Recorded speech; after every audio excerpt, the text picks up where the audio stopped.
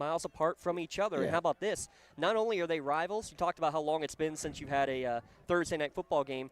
This is how long this rivalry has been around. Since 1929, Lee, this is the 89th time that Shenango and Union have played. It's one of the longest-running rivalries in terms of number of games played in high school football in Western Pennsylvania. Yeah, it's known as the back alley brawl is what I bought my shirt that they've specially made up, the Cats versus the Dogs, which I love. So I really needed another high school shirt, so, like, why not throw it out there? But, yeah, got to love it here. You said 8 miles apart and – fun stuff here tonight. It is, luckily for us, a beautiful evening. It will not be raining, Cats and Dogs, here tonight, though there are plenty of shirts to go around. So if you haven't made your way out to the stadium, get one of them. Please, as you make your way into the stadium. We're going to make our way into our first commercial break. We'll come back on our Washington Center Physical Therapy pregame show and break this one down between the Cats and the Dogs. It's the Lawrence County Sportsnet, powered by LCAP.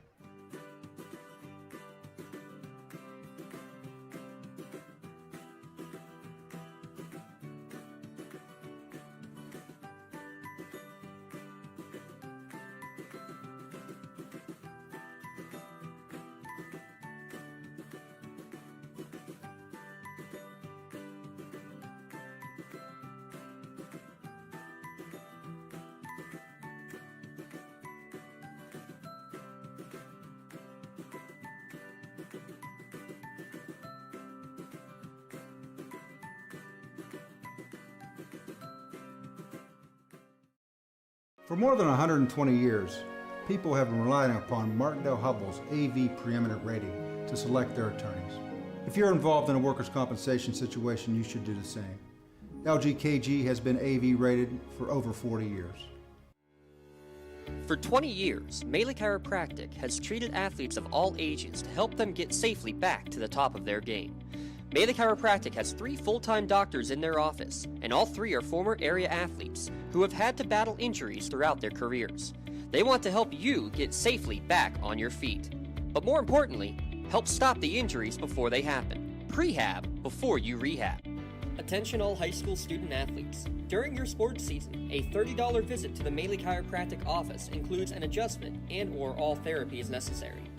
From the athletes of tomorrow to the weekend warriors and everything in between. Let Melee Chiropractic keep you in the game. Looking for a unique way to expand your business? Advertise on the Lawrence County Sportsnet and be seen by thousands of viewers in the area and around the country on over 100 broadcasts each year. Visit lcsportsnet.com and click Advertise with LCSN. When your doctor orders physical therapy, tell them you have a choice in where to go. Choose Washington Center Physical Therapy, centrally located in downtown Newcastle. This is our Washington Center Physical Therapy pregame show. I'm James Dotson with Lee Moen alongside. Let's get our cast of thousands rightly introduced. Aaron Vigiano, Dom Summers working on production. We'll have Josh Toman on camera with Jay Moen. We'll also have Jacob Walzer down in the field, and it looks like Kylie Frustorfer is going to be handling some camera work for us as well. As I thought I recognized her. Yeah, we tapped a little bit into the Union broadcast media class. Yeah, did you see her shirt? The proud state championship shirt. Oh, absolutely. Yeah. Congrats. They'll be going to try and repeat for that WPIAL and state championship coming up in a few months under head coach Rob Nogue. And that's a fun place to start as we preview this game. How about Coach Rob Nogue getting back on the football sideline for the first time in nearly 15 years? The former head coach for Neshannock, former teacher at Neshannock, comes over about 6 or 7 years ago as a high school principal at Union, takes over as the basketball coach, and now the itch has gone back. The former Scotty's quarterback is now back as the quarterback's coach and co-offensive coordinator in calling the plays tonight for the Scotties. Yeah, you got to love it. And last week we had Terry Varelli from Wilmington coming up out of the retirement, the Hall of Fame coach coming back in. So nice to see coaches come back. Let's talk about the Scotties team at 2-1. A tough loss last week, Lee. Turnovers certainly hurt in the 30-14 loss to Cornell. A really good Cornell team, by the way, who's now in the top 5 rankings according to the Trib Live High School Sports Network. But more than anything, I think for Union, you got to be talking about starting strong tonight because all 3 games, they've fallen behind by 2 touchdowns. They were able to come back in the first 2. Actually, against Cornell, they retook the lead as well. But I'm sure Coach Nee and his staff are saying, Let's work them ahead tonight, huh? Not the recipe for success that you want for sure. You definitely don't want to keep on falling down by 2 touchdowns.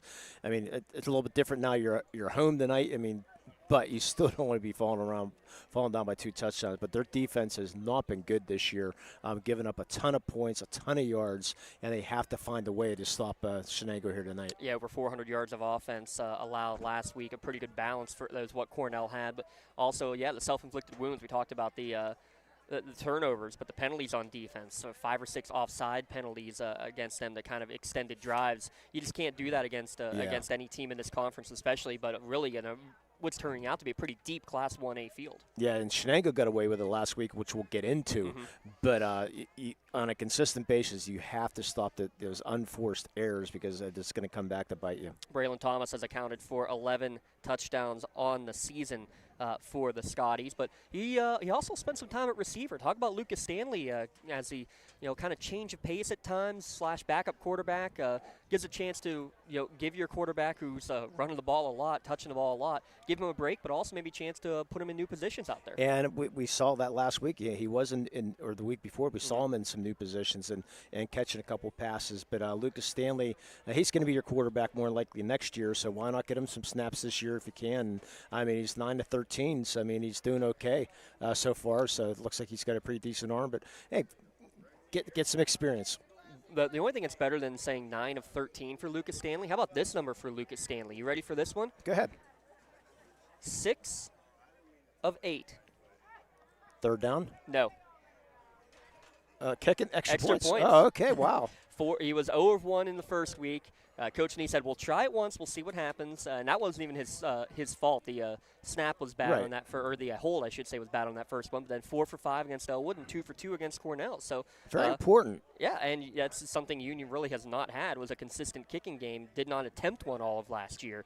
Might that come to be a big part, because as we flip the script to Shenango, we know they have one of the best kickers in the district. And they hardly used them last week. They had a chance to go for 35, 40-yard field goals, and surprisingly they chose to go elsewhere. But, I mean, that's why I broadcast and they coach for sure. But, yeah, he's a fantastic kicker. Got a great break easily from 45. Yeah, good range. Andrew Johnson, a great kicker. I mean, we're blessed with some good kickers here in this county between him and Josh Wilkins of Mohawk. Both are almost automatic touchbacks every time they kick it. I think special teams, as a result, will be big, because that's where Union normally gets a lot of big plays. Can Shenango kick it deep, keep it out of their range, and then also maybe get a couple of those field goals when you do get outside of the red zone and have fourth down opportunities? Yeah, correct. So they said special teams always a big part of a football game for sure. Another big part of the football game, obviously, is your quarterback. And Shenango, talk about having a great we'll call him the number 2. That's how he started the year. But Sam Myers came in after Sam Patton gets hurt on the first offensive snap last week, Lee. His first play, he throws an interception. It could have been very downhill. Yes, he ended up with 4 interceptions in the game, but also 250 yards. And after he makes an interception that may have cost his team the game late, he goes and makes the play defensively to get the ball back for his team and later scores the game-winning touchdown. Sam Myers has played a gutsy game last week. Yeah, he sure did. He came out slinging for sure. Like I said, Sam Patton getting hurt. They talking to the coaches, they hope to have him back hopefully in a couple weeks. So a little minor flare-up for him. But, yeah, it was a little scary. You said the first play of the first offensive series. But Myers did you got to take care of the ball a little bit better this week. But talking to the coaches while I was down there, James, they said we need to do a better job of making sure Myers, we put him into a better position to succeed. So that's what their job is. So they thought they didn't do a good enough job of getting him in a better position to succeed last week. So Myers sort of forced the issue a little bit last week. So let's see how they adjusted that tonight. You got a chance to actually talk to Michael Agato before the game too here, Lee. He was released from the hospital on Sunday after having the scary injury that happened on Friday night. And talking to Coach Graham, the team knew that he was fine, but that his condition hadn't worsened when they had the extended halftime. That they were waiting to get him shipped off to one of the local hospitals, which was good news. That was at least you knew that nothing else serious was going on. You could stay focused on the game. Man, did that team rally and have a very emotional and motivational win there against Riverside last week. But just talk about you talked to Michael before tonight's game. Yeah, by the way, it's a 13-minute ride from Shenango, a helicopter ride to the Pittsburgh hospital. It was 7 minutes back when my brother got flown flight from East Butler. But he said it was a nice, very comfortable helicopter ride. But he's in great spirits. He's got a little part of a fractured hip, and it was more his ankle that was causing the problems. He played on that hip, injured hip for a couple weeks. Yeah, really didn't realize the severity of the injury, he said. Until he got knocked down, and when he got up, he was definitely blacked out and out. But he hopes to be back in 4 weeks. It's incredible. Which is amazing, but he's in great spirits on the sidelines right now, and he's there. It's killing him to be on the sideline right now, but he's pulling for his team, and they said he hopes to be back. Good kid. Oh, and that was great to hear, and and that's part of it too. Is that yes, there have been some crazy instances over the course of the last couple of weeks on football fields. Our thoughts and prayers with Mason Martin from up in Karnes City. Our thoughts and prayers with Max Engel from Jersey Shore, who are in some tough battles as well. It is a tough situation, but you know that these kids want nothing more than to play, and I applaud any parent who is going to be willing to say, hey, go do what you love to do, and they understand the risks that are involved. And in the end, you have some of the best doctors around, too, right there on the sideline, nurses, trainers who are looking out better than anybody else. Yeah, for sure. And if you have to happily get shipped out to Pittsburgh Children's Hospital, it's the best there is. But it's tough as a parent. I mean, you might have to deal with this in about 10 years or so. I've already had to deal with the trip down to Children's. You might have to deal with it with a son. Your son coming to you and say, "Hey, can I play football?" You might have to deal with that decision. But give it to the kids. Though. I mean, there's nothing more to Michael Egato wants to but be out in that football field. Before we get ready for our national anthem, talk about Colton Fedrizi's game last week. He was a man amongst boys last week. I mean, he was everywhere. I did not have his officials' numbers, but he had to have at least 9 catches last week. He was just unbelievable the way he was catching the ball. Actually, on the year, he's 11 catches for 201 yards, 18-yard average. So he probably had 9 of those last week. I mean, he was the man amongst boys, and he put just a fantastic game. That's going to be the big focal point, I think, of this offense because, and that's what the Union defense is going to look for because we were talking to Coach Graham. 6 two-way starters are out tonight. We talked about Pat. We talked about Egato. You're also missing your top 2 running backs and Landon Albertini, Jacob Kammerer. Saw Anthony Farilla is not in uniform tonight. It's just rough. Farilla was a great defensive player last week. I mean, he had a couple sacks. He was playing both ways. So they're only dressing maybe 20 people tonight. So it's going to be a very, very tough draw for Shenango here tonight. So hopefully. Yeah, at least it's a cold night. You don't have to worry about wind and everything. So let's for a moment of silence. Get a little moment of silence. Of Sam Marino.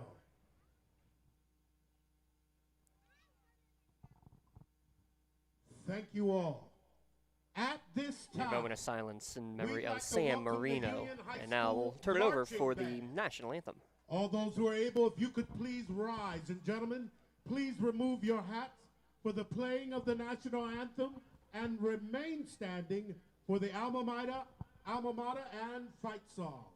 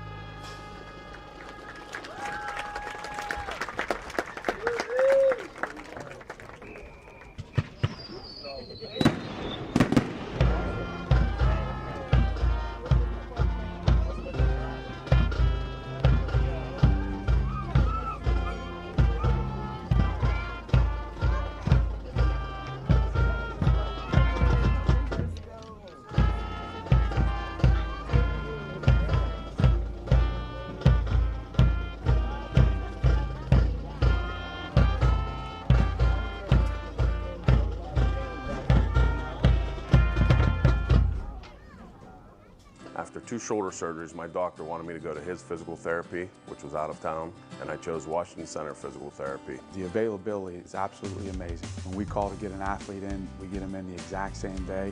I see many patients preoperatively for orthopedic surgeries. Those patients who use Washington Center have the best outcomes. The bottom line is Washington Center Physical Therapy is your best choice for physical therapy. Call us at Washington Center Physical Therapy, serving the community for over 20 years. When the high school season heats up, make sure you have the best gear to support your school. Head to the Red Zone on Wilmington Road in the Shenango for all your county sporting apparel needs. From sporting goods to custom apparel to embroidery and more, the Red Zone has it all. Quality gear for all 8 schools in the County of Champions. Stop by and enter the Red Zone or visit them online at theredzonesports.com. Score big at the Red Zone.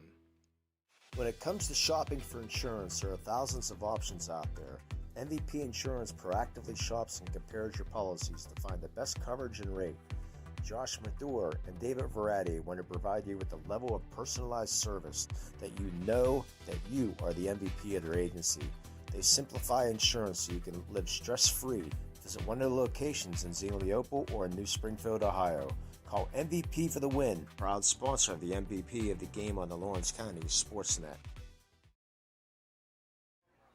We're back on our Washington Center Physical Therapy pregame show. Let Norm Gabriel and the staff at Washington Center Physical Therapy get you back on your feet. Visit Washington, CENTREPT.com to schedule your next appointment. That's CENTRE, not CENTER. Washington Center RE. Canadian style, eh?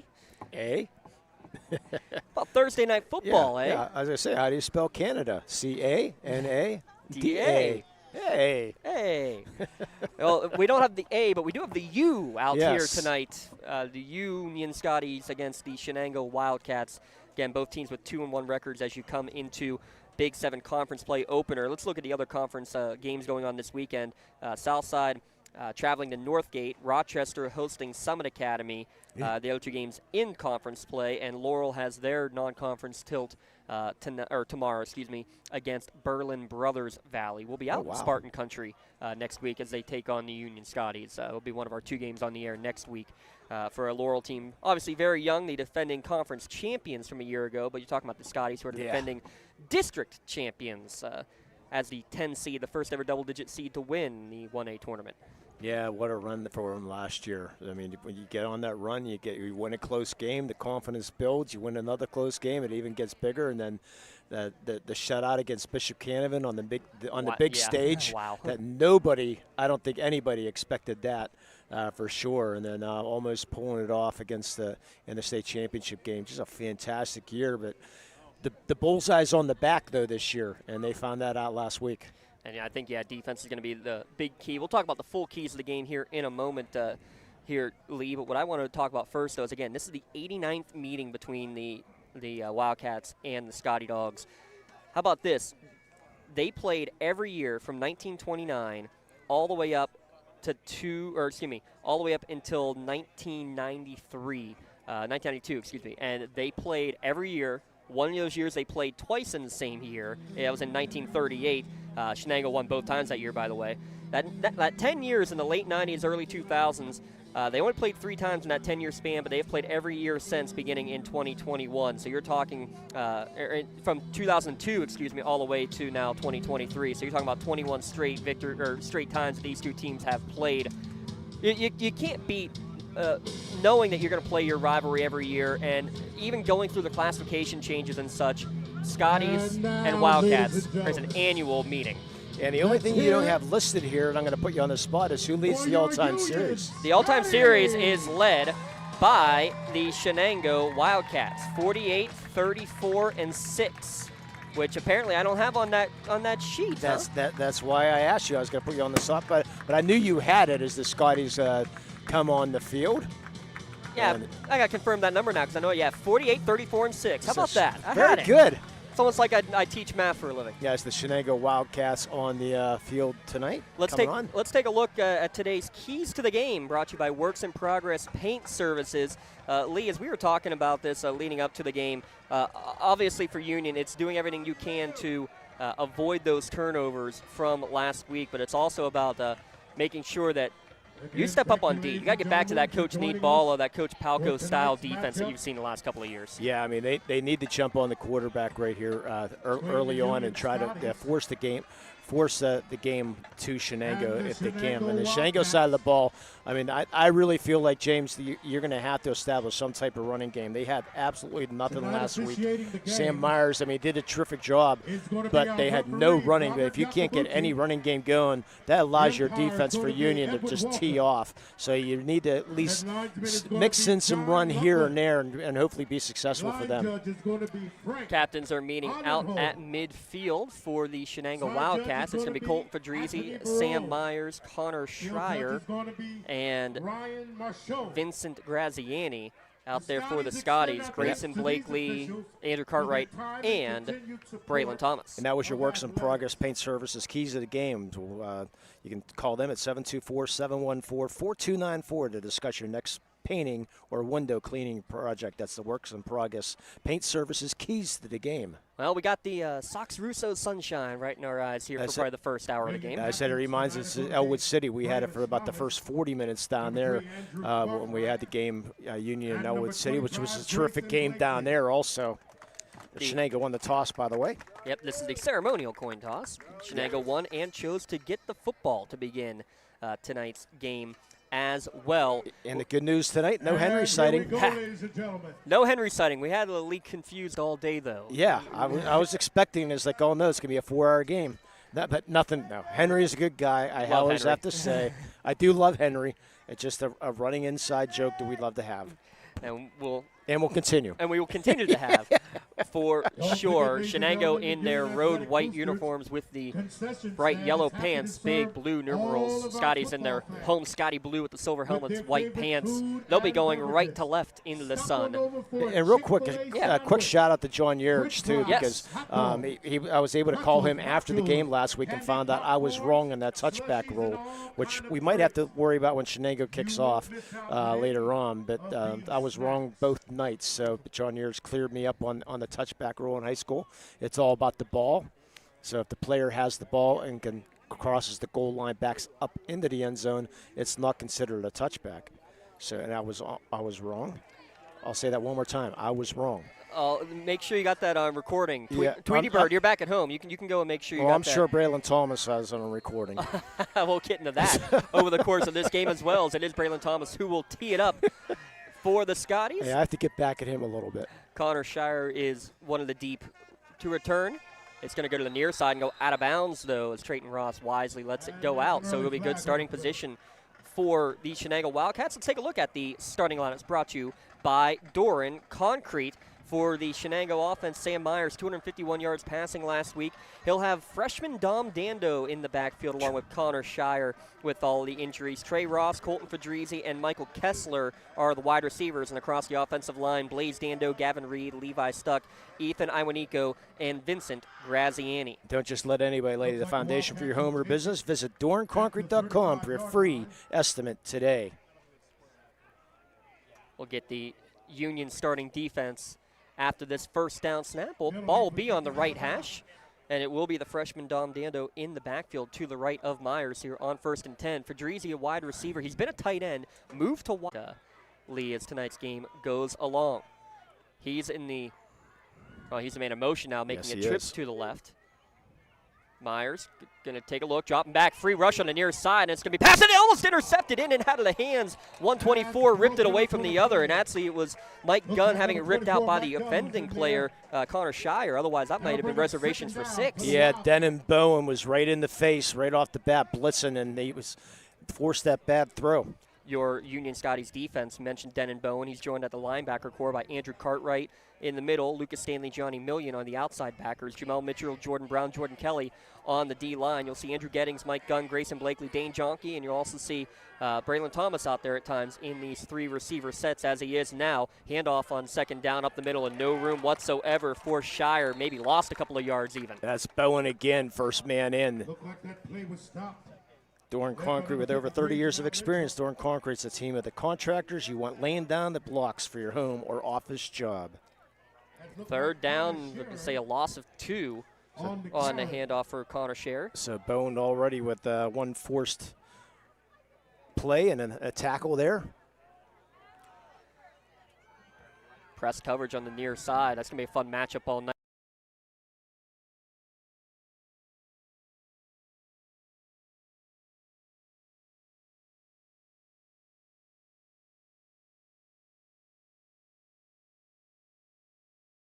One he definitely thinks he should have caught.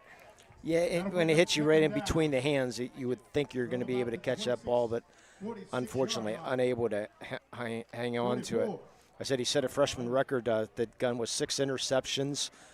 And guess what, lad? He didn't drop a pass last year, James, but guess what? That's his first drop now.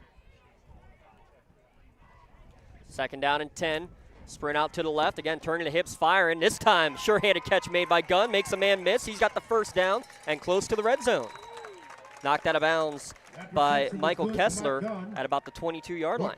It's getting Gunn involved early. Thomas, always a very, very good running back when he gets outside that pocket. And a little hurry up. I like this. A little tempo from the Scotties as well as they will mark it. Help me out. 22?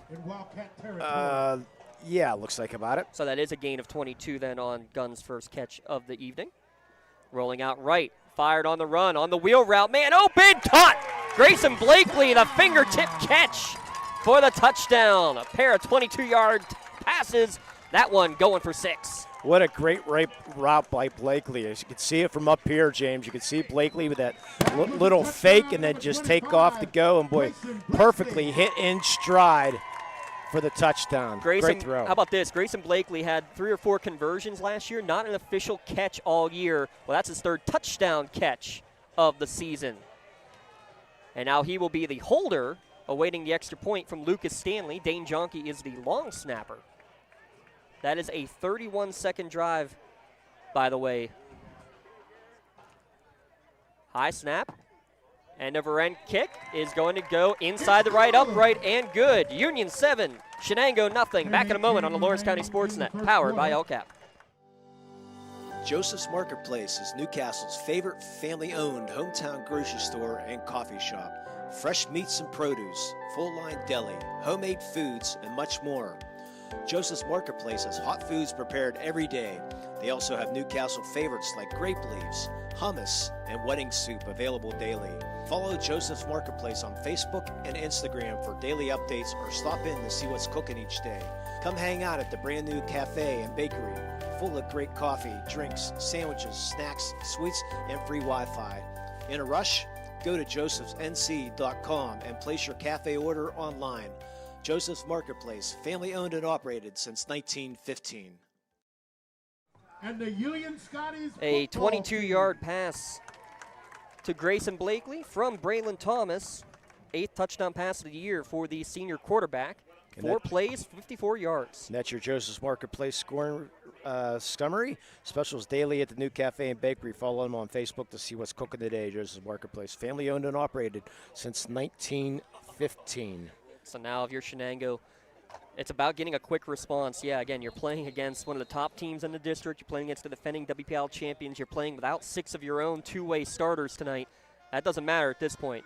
You got to come out with a vengeance, and here's a good way to start it with a head of steam out past the 40, close to the 45-yard line. On the return was Trey Ross before he was taken down by Thomas at the 44. Yeah, not a good thing if you're Union with the kickers making the tackle with the short kick. Good job by Ross, who had a nice game last week. So see if Shenango can do something here. 3 and out for their first time out. 1st and 10 for the Wildcats at about the 44-yard line. They'll mark it at the 44. While you have a moment, remind you about our podcast every week, delivered by Penn Ohio Bottled Water. Give them a call for delivery of your 3 or 5 gallon water cooler systems. We preview each and every week as they're going to go under center, handoff with a full house backfield. And that's Fedrizzi, I believe, getting the carry, but not a lot of room. As soon as I say that, he breaks through, and if not for Andrew Cartwright holding on for dear life, That may have been a long run coming up for Fedrizzi. Yeah, that definitely was for Fedrizzi. He's listed at 6'3", 215, so he's got some bulk on him, and he showed it there. Again, he's been a tight end for the last couple of years. They moved him to wide receiver because of the matchup problems he can create. You saw that last weekend personally, but he was listed on our starting lineup today as wideout / fullback, and you see right there, they're going to try to get the ball in his hands any way that they can. I like this little changeup. Going full house, 3 men in the backfield. Yeah, by the way, Fedrizzi, the WPL champion in the javelin, so quite the athlete. He's going to get the handoff up the middle again, lowers his shoulder. He's going to run into a blue wall after he crosses midfield, though. It'll be 3rd down and about 2 to go. That was number 35, Colton Fedrizzi. First man in there is Grayson Blakely in, amongst others. Yeah, I do like this changeup because you have to establish some type of run. And this is the way to keep the Union offense hopefully off the field, too. Blakely in there. 3rd down and 2. Again, the full house backfield with Myers under center. 3rd man through will get the handoff this time, and he's going nowhere.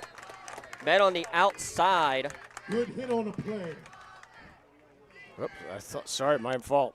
It was probably number 16. 16, Gettings, okay, yes. my fault. That was Getting, my fault. You can say there's no 1 on that. Yeah, I roster. looked at the rosters. That looked like number 1, but that looked like number 3. See, looks like Shenango's going to go for it early here. Hey, I don't blame him here after that no gain from Connor Shire.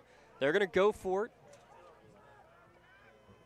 4th and 3, actually, on that loss of 1 from the last play. Myers going to go and check the sideline. They could also be going for the hard count because, again, Union jumped off sides 6 times last week, but they do snap it. Fedrizzi up the middle. He got it. Wow. Low man wins, but not when you're facing the big man. 6'3", 215 pounds. Gets the 4 yards he needs. Yeah, he ran over Dane Jonke, just leveled him. Lowered the shoulder. Jonke could not hold him. Big first down for Fedrizzi. From the 45-yard line. Moving the chains, an early Castle Asphalt conversion there for you, Limo. Yeah, we mentioned Colton, the WPL champion in the javelin. His sister Emily has the 800-meter record. Also on that championship basketball team, it was Emily. Yeah, she was one of the 1,000 yes. kills and 1,000 points on that team. How's that for a nifty little record you're going to hold for a while? High snap as they go back to the shotgun here, and that just threw the whole timing off. A meeting in the backfield. Shire, again, losing yardage. Take your pick. 78 and 20. Look at my roster here.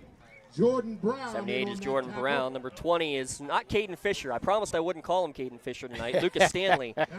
I'll tell you what, he's grown a couple more inches. He looks to be about the same as what Caden Fisher was last year.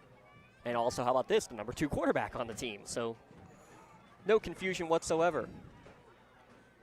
In the gun again is Myers on 2nd and 12. He's going to roll to his right, being chased from the backside by a couple of players, and this one's going to be intercepted by Grayson Blakely. He's going to back across midfield and gets the Maduro Bonner Law change in possession. A local firm with deep ties in the community. Visit Maduro Bonner Law and see how they can serve you. Hey, let's credit to a freshman right now. Jordan Kelly in there with the great blitz of forced Myers out of the pocket and then makes the bad throw. So Union coming up with the turnover.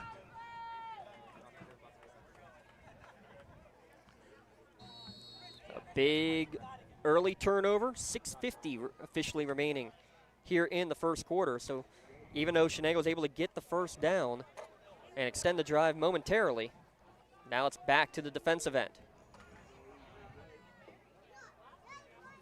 In the gun is Braylon Thomas, gets the snap, looking down the field. He's going to chuck one down the near sideline. Open is Jonke, just a little bit too far over the top. I like that go. You get the turnover and you go for the Hail Mary. He had a step, but it was just a step too far in front. Yeah, you see it all the time, but you can see the arm that Braylon Thomas has for sure. Remember, you're coming up at the halftimes, the LGKG halftime show. Your insurance company's not always on your side, but the law offices at Luxembourg, Garbutt, Kelly, and George R. Visit them online at lgkg.com for free consultation. Mozzarella cheese sticks. We thank them. We also have a big announcement coming up at halftime about LGKG. We'll get that coming to you momentarily. Running out of room here is Thomas. Somehow breaks away from the first man through that was stuck, and now he's going to get away from another one as he was coming blitzing in from the safety position. Something out of nothing. That's going to get a 7-yard gain. Levi stuck, couldn't get him, and then Dom Dando came up and could not make a hit on him. And then Robert McCurdy, after running about 60 yards, finally chased Thomas down, catches him just short of the first down. Blaze Dando on that. Oh, sorry, my fault. Third down. McCurdy did make a nice block, Yeah. though, the other number 66 on that play. Wrong roster. Do it once a game.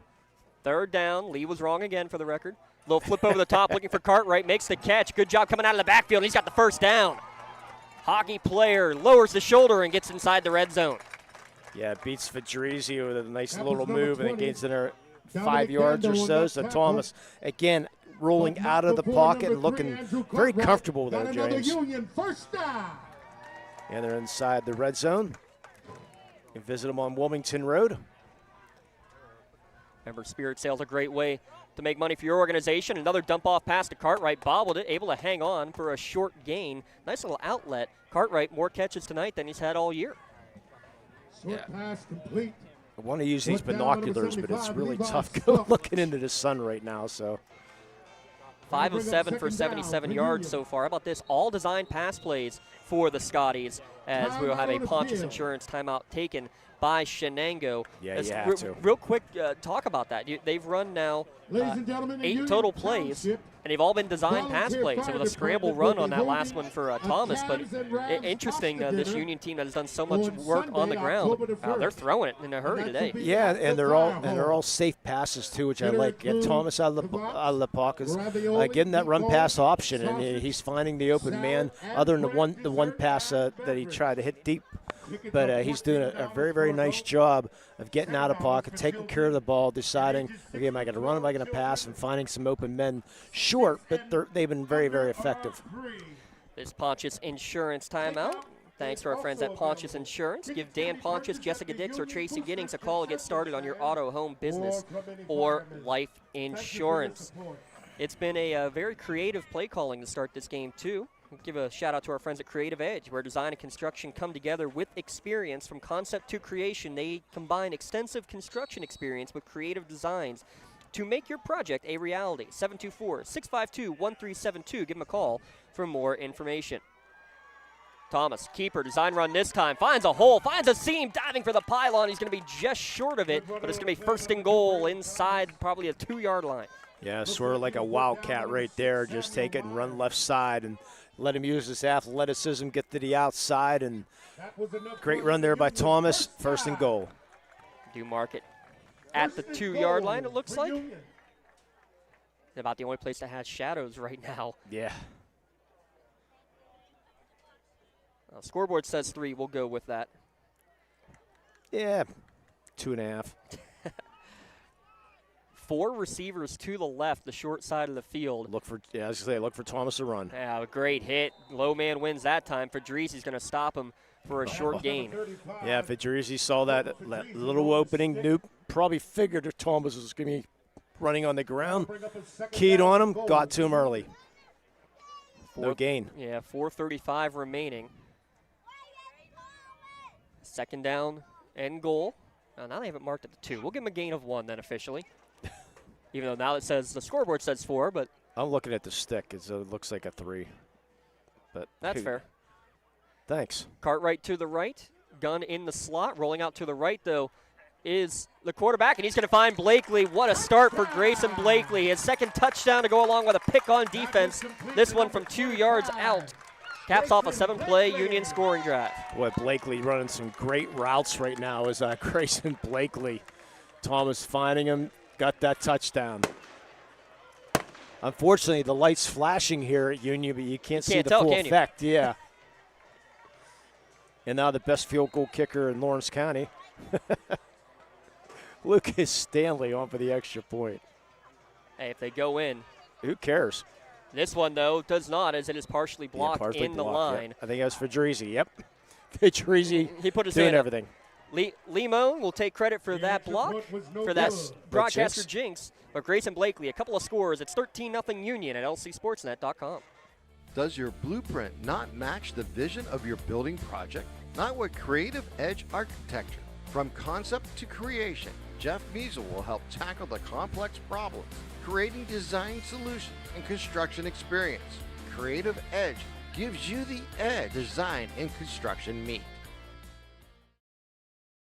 GEM building contractors and developers have a proven record of performance on any size project. They bring value, local craftsmanship, expert management to meet any challenge. From design construction, from inspection to budget estimation, GEM Builder has been building our community for 70 years. We're back here at Sox Russo Stadium. A little bit of a smoke coming from the fireworks outside on the field right now. Keep your eye on that. The sunshine and the haze. No haze on this passing game though for Union. A couple of scoring strikes, 13-0 early. They've only had 1 third down they've had to face in their opening 2 drives as well. End over end kick, this time going to the far side of the field. Takes a wicked hop. Good job to handle it though by Shire, and makes a man miss before getting out to the 31-yard line and running into a sea of blue. Joseph's Marketplace scoring summary. Check out the cafe and bakery section. Place it to go order online at josephsnc.com. So if you're Shenango right now, Lee, what is it that you're looking to try to do? You had 4 plays, the 3 yards in the cloud of dust. You got a first down, but then you tried switching it back up to the pass and had the interception from Myers. So what is it this time you do? I still want to establish a run if I can. You get plenty of time, James. You want to keep this Union offense off the field if you can. They were fairly successful. I mean, decently successful on the run. So I want to see if Adrizi having that ball right now. Play clock has begun. Shenango's still standing on the sideline, waiting to get the play in. And here's part of it too: when you have 6 regular two-way starters who are out, how much about communication of knowing where to go, knowing how to get the play calls in and all that, that's going to be as much of an issue tonight as anything else. They do quickly get up in the full house backfield and give it to their big man. Fadrizi's going to fall forward for a gain of 2. Yeah, Jonky in on the that was number 35, tackle. Colton Fadrizi, I do not believe, had any carries coming into this No, game. He did not. After being met with the wall. No, he's basically, hey, coach, use me wherever you need to try to get a victory. Well, and that's what you want from your senior leaders, your senior captain, already being put into a different position as a wide receiver this year. But, hey, someone who you can trust to run the offense and put to a new position. He gets to carry again and fights forward, and with that big frame, drags a couple of Union tacklers out past the 35. That'll be another 3-yard gain. Running hard for sure is Fadrizi. Third down coming up, third and called about 5 to go. Yeah, give Coach Graham credit. I mean, he's trying anything he can right now. It's like they even had an extra lineman in Bradley Braunbeck, who was in there as part of that full house set. So just trying to get any extra muscle they can on that offensive front. Third down, Kessler is the receiver to the right side of the field. Couple of receivers coming in motion, fake to him, handoff up the middle, and room for Shire, but not for long. That hole was closed up quickly by the Union secondary. Give some credit to Johnny Million, actually, or Jordan Kelly, making the tackle. It looked like Andrew Cartwright in there also. So 4th down, they're going to have to send out the punting unit. Yeah, I mentioned Mike Gunn as he's going to go back earlier with those 6 different scores: a kick return, punt return, interception, a rushing touchdown, a reception touchdown. He also threw a TD last year. He almost had a passing touchdown last week. Talk about that in a moment as he catches this punt at the 28-yard line. Has some room on the near sideline. Look out, burst of speed, and finally dragged down. Good return on the that was Myers who actually made the tackle on the near sideline. So great field position yet again for the Scottish. Yeah, last week Mike Gunn on a halfback pass threw a beautiful pass over the top. Credit to Cornell. They forced one of their 5 turnovers last week, stripping the receiver inside the 5-yard line as he was going into the end zone.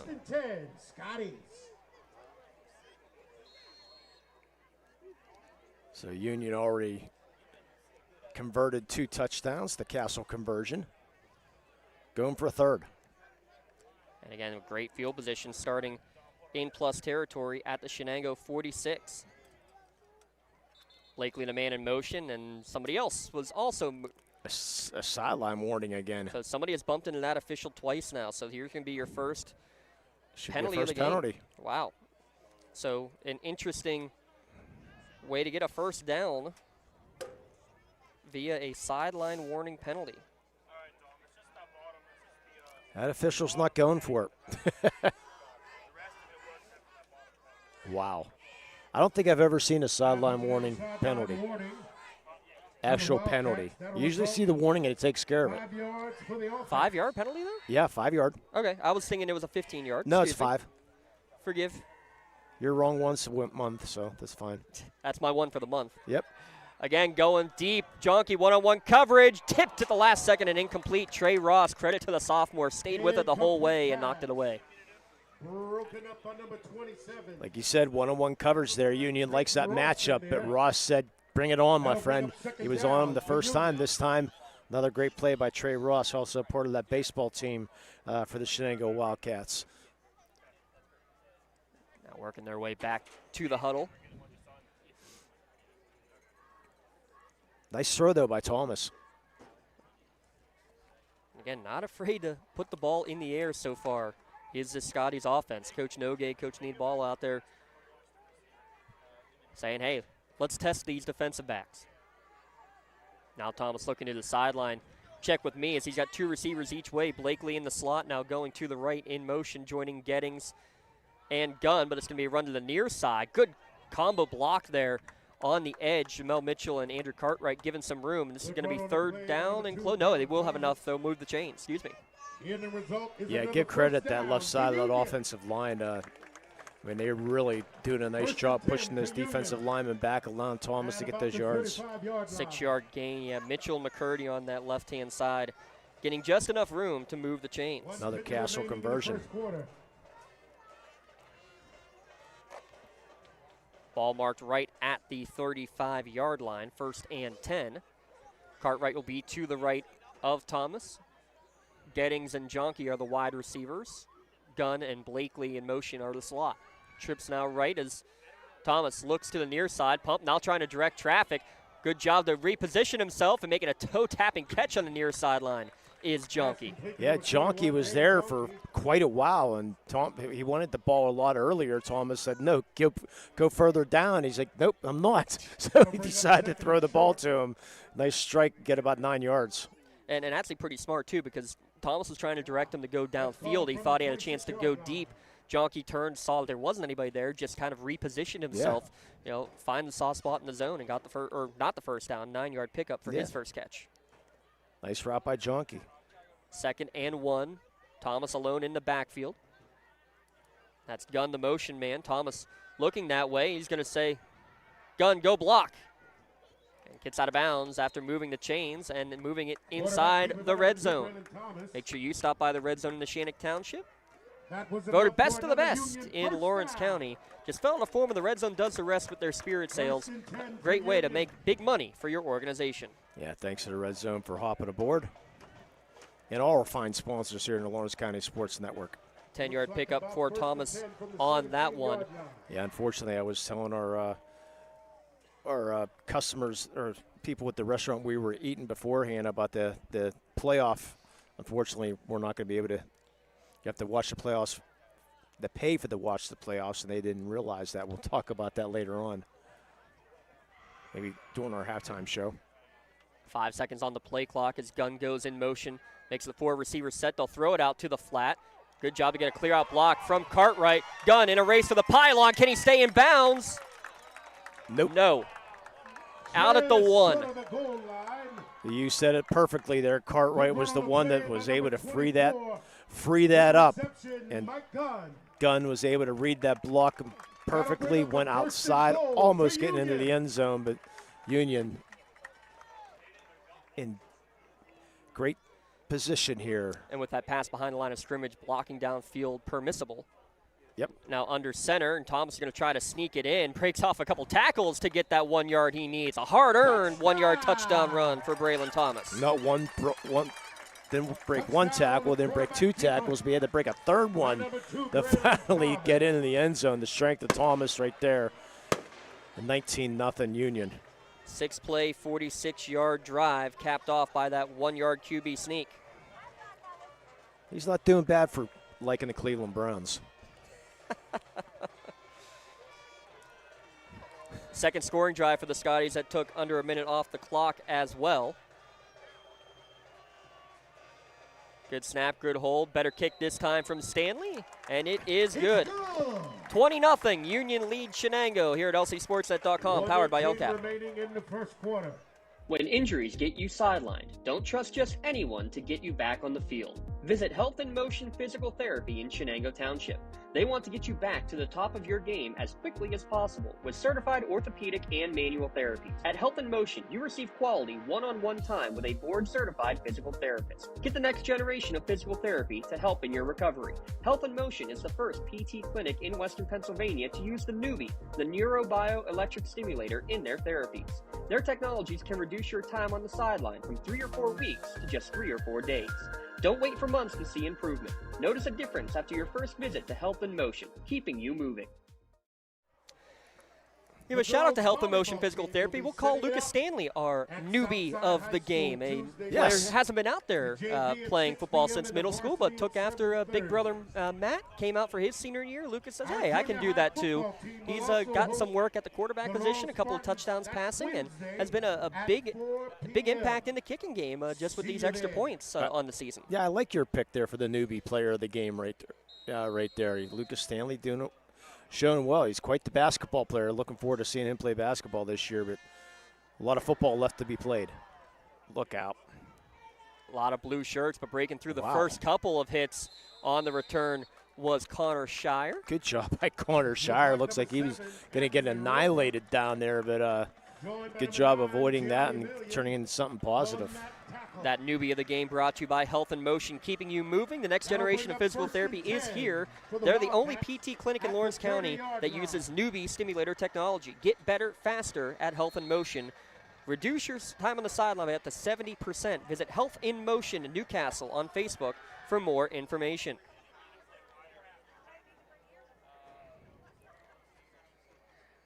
Throw to left-hand side, and Mitchell gets his arms up, and if he was quick at all, he would have made that catch. I take it you probably have him in class. He still owes me a race from last year.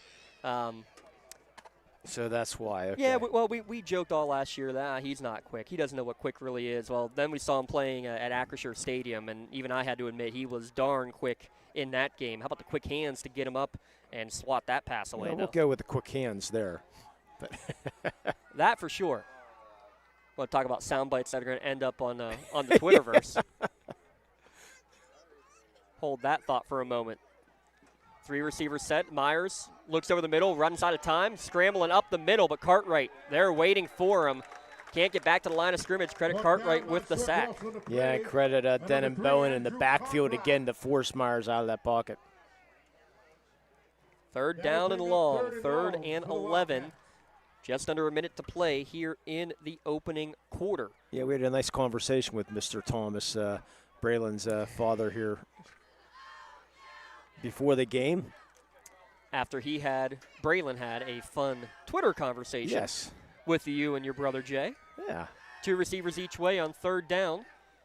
Throwing over the middle. Man opens for Dreezy, but it's going to be deflected and knocked away. Is getting there just in the nick of time to break it up was Grayson Blakely. And Gunn almost came up with the tip just in and out of his hands as he was going to the ground. So good job. Perfect timing there for Blakely to hit Fadrizi. There was some openings there in the middle. Yeah, I want to thank Braylon Thomas for that give and go on Twitter. He actually recorded what I said and put it on Twitter. He said that the one thing about him that we can be critical of, he's a Browns fan. Yeah, so and that's the only thing. End over end kick. Again, going to Gunn back at the 36-yard line. Runs right over a man. Makes another man miss before he's tripped up near midfield. We know he's got the shifty feet, but how about laying down the boom, the truck stick from Mike Gunn? Good stuff. Return on the play by number 24, Mike Gunn. Yeah, hopefully we're going to have the last laugh this Monday night at about 11:30 or so when the game's done. The Steelers win by 20. I have a feeling more Twitter posts will be coming. We'll find out, but all in fun. Like I said, it's a great conversation. So, and it is fun to be able to interact with the kids in that regard. We've had some fun conversations with some of the players. I remember accidentally mixing up Mike Graham and Mike Wells at one point on one of the Twitter posts. That was the last time I did that, I promise you that much. That great Newcastle tandem from a few years ago. Blakely will make it trips to the left for the Scotties. This will be the final play of the quarter. Thomas buying time. He's got plenty of it. Now directing traffic again. Scrambles, throws on the run. Blakely, it's going to be out of his reach and incomplete. And that's how the first quarter will come to an end. All Scotties so far leading Shenango 20-0. It's the Lawrence County Sportsnet, powered by LCAP. Don't get left out to dry. Call the Penn Ohio Bottled Water Company for the fastest and most efficient bottled water delivery service in the area. Penn Ohio offers bottled water ranging from 16.9-ounce bottles to 5-gallon jugs, perfect for your next event or office water cooler system. Also, don't forget to ask about their custom labeling options. Visit PennOhioBottledWater.com for more information and to get a quote on their delivery services. Whether it's at home, in the office, or on the sidelines, Penn Ohio has you covered. For more than 120 years, people have relied on Martindale-Hubbell's preeminent rating to select their attorneys. If you've been involved in an automobile accident, you should do the same. At LGKG, we have been preeminently rated for over 40 years. Did you know that 300,000 people in southwestern Pennsylvania are food insecure, including nearly 80,000 children? Greater Pittsburgh Community Food Bank is here to meet this need. Through school breakfast and lunch, backpack, and summer food programs, the food bank's mission is to end hunger in our region. To learn more information, get help, or donate, call 412-460-FOOD or visit pittsburghfoodbank.org. Let's come together to make sure no child goes to bed hungry. That food drive for the WPL actually is going through the end of the football playoff season, not just the regular season this year. Playoffs, we are far, far away from that, though. Week 3, Game 4, and Scotty's in the Big 7 opener here on Thursday Night Football, a commanding lead in the opening quarter. 140 yards of offense to just 14 for Shenango. Thomas rolls out to his right, steps inside, now trying to buy time, and he's going nowhere as Myers, in a combination with Iwaniko, hits Thomas and hits him hard for a loss. Yeah, I like the way Myers came up. Boy, he really lowered that shoulder and says, hey, I'm a quarterback, but I can also play defense and hit you. And very, very nice job there by Myers to hold him to a short game. It was kind of interesting, too, in talking with both of Sam Myers and Sam Patton during our preseason. They both talked about, they love defense. Yeah, we want to throw the ball around. And Sam Patton, I remember specifically saying, we've done a lot of defense. I want to throw it around a lot, but, yeah, I like defense. That's fun to see. Cartwright to the left with 10 on the play clock to the left of Thomas with 2 receivers each way. 3rd and 12. Thomas rolls out to his left. Has a man open, caught at the 45-yard line and making a man miss. Gettings breaks a tackle and gets down to the 30-yard line. Was holding on to the ball a little loosely there, Lee, but got the sticks to move. That's just a great throw there by Thomas, though, ruling out and finding his man, put enough on the ball to get the Gettings, instead of making that tackle, missing the tackle there, and then Thomas right back up to the line of scrimmage. 3rd down Castle conversion to the right.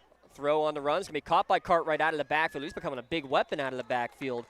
Knocked down, by the freshman. That's Dando. We don't need knocked out anymore, okay? So we got 80%, 90% of the field in shade, and we're the only ones looking into the sun right now. Thomas pumps, sees an opening, tries to make a man miss, but good job to come up. How about the throw on the as he was getting dragged down? A dangerous throw from Thomas, but he actually ends up saving probably a few yards. Shouldn't have thrown that ball, though. Yeah. I think Coach Need would probably say, what are you doing? Actually, he's probably saying that right now. But, I mean, that's that athleticism, trying to make something out of nothing. And he's done that a few times. Fortunate, though, not to get picked off that time. Now 3rd down and 5 here early in the second quarter. See if Union can again convert on 3rd down. They're going to go empty set with 4 receivers. It's Cartwright, Gunn, Blakely, and Gettings from inside out. That's where Thompson's going to look to run. Blockers in front, needs to get to the 20. He's got there. Well, Blakely getting it done with the block right there. Is a really good block, holding his man to get Thomas outside, him and Gunn. A nice job there. That conversion brought to you by Castle Asphalt. Castle Asphalt and Construction know the importance of making a good first impression, and no matter how elegant your home or office may be, matching it with poor road surfaces can make your friends or potential clients regret making the trip. Visit castleasphalt.com for your free estimate. And Union's back on Wilmington Road, back in the red zone. 6-yard gain marks it at the 19-yard line. Again, empty set for Thomas. Now he'll bring Cartwright in motion. Low snap, good job to handle it. He's going to look, fire to the back pylon. Jonke gets open and gets the touchdown. What a route. The post corner for the 19-yard score. Yeah, he beat Mike DeSalvo, or Nico DeSalvo, to the corner of the pylon, but he said that was a great route by Jonke. Third touchdown pass of the night. Yeah, Jonke, an all-conference defensive back, but getting it done on the offensive side also. Leading receiver in this team. And now on to attempt the extra point. And I'm not saying a word. Smart man. Don't say that often. Lucas Stanley out of the hold of Grayson Blakely. Kick is up, and it is just inside the left upright. Needed 20, got 22. 10:08 remaining. It's 26-0 Union. It's the Lawrence County Sportsnet, powered by LCAP. At Medore Bonner Law, we're more than just attorneys. We're your community partners. With a combined experience that spans decades, attorneys Jason Medore, Michael Bonner, and Greg Rossitelli are your trusted advisors for all legal matters.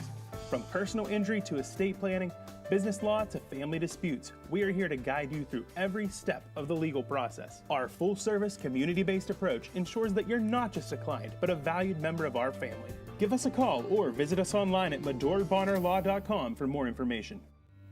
When it comes to protecting those you love, the businesses you've built, or the things you've earned, you need someone you can trust. Who better to protect your interests than a local insurance agent? Pontius Insurance is a team of local agents helping local residents in Lawrence County and surrounding areas, specializing in auto, home, business, and life insurance. Come see Dan Pontius, Jessica Dix, and Tracy Giddings, and the rest of the team at Pontius Insurance, and receive the personalized service you deserve. Taking a look at some of the Scotty faithful still blinded by the lights right now here at Sox Russo Stadium, and right now they're seeing. I want to sing a song. Well, I was going to say they're seeing a lot of lights on the scoreboard too, but yeah, we can go old school. Question is, are you going to go with the Bruce Springsteen version? Yes, you better. Yeah. Big hit there on the return. Making the stick was Andrew Thompson, the junior.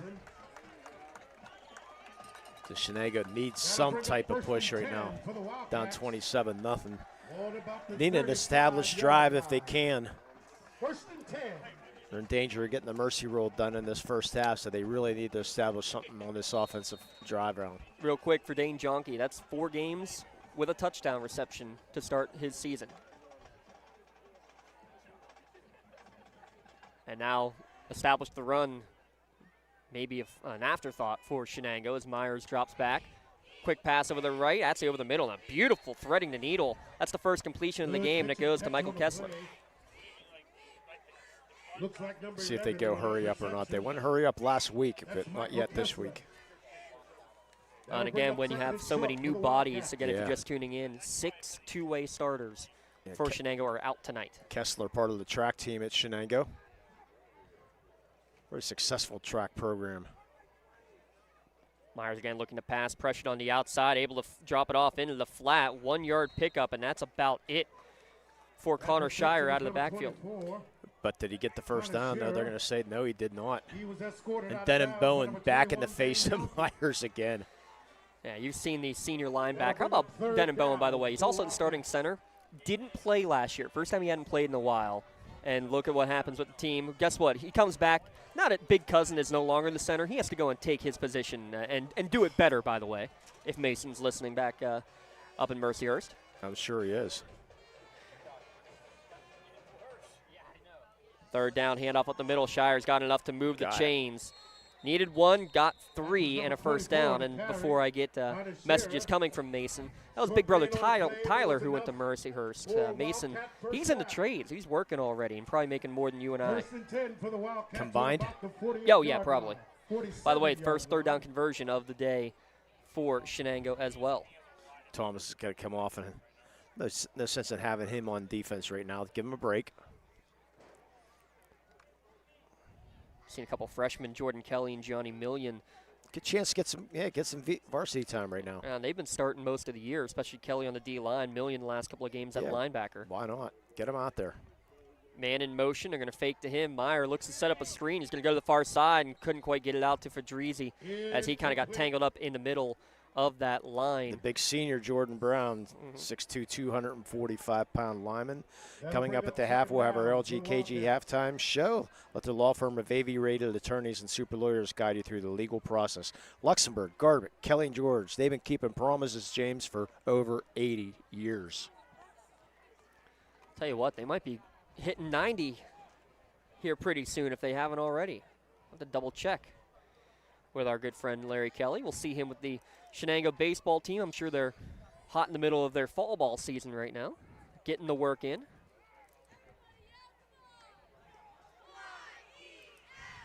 Checking the play. It's going to be a Wildcat for Fadrizi. A new look for the Cats. The Wildcat is going to gain a couple of yards. And again, I kind of like the idea. Find a way to get the ball into your playmaker's hands. Yeah, last week he was getting it done through the air, though, instead of trying to get him with that running back right now. But like to see some throws to him up top if they can. But this Union rush has been pretty devastating so far, though. That was Fadrizi, right? I believe so. The sun got me on that one. We'll have to check the archives as they're going to check to the sideline here on this 3rd down and 8.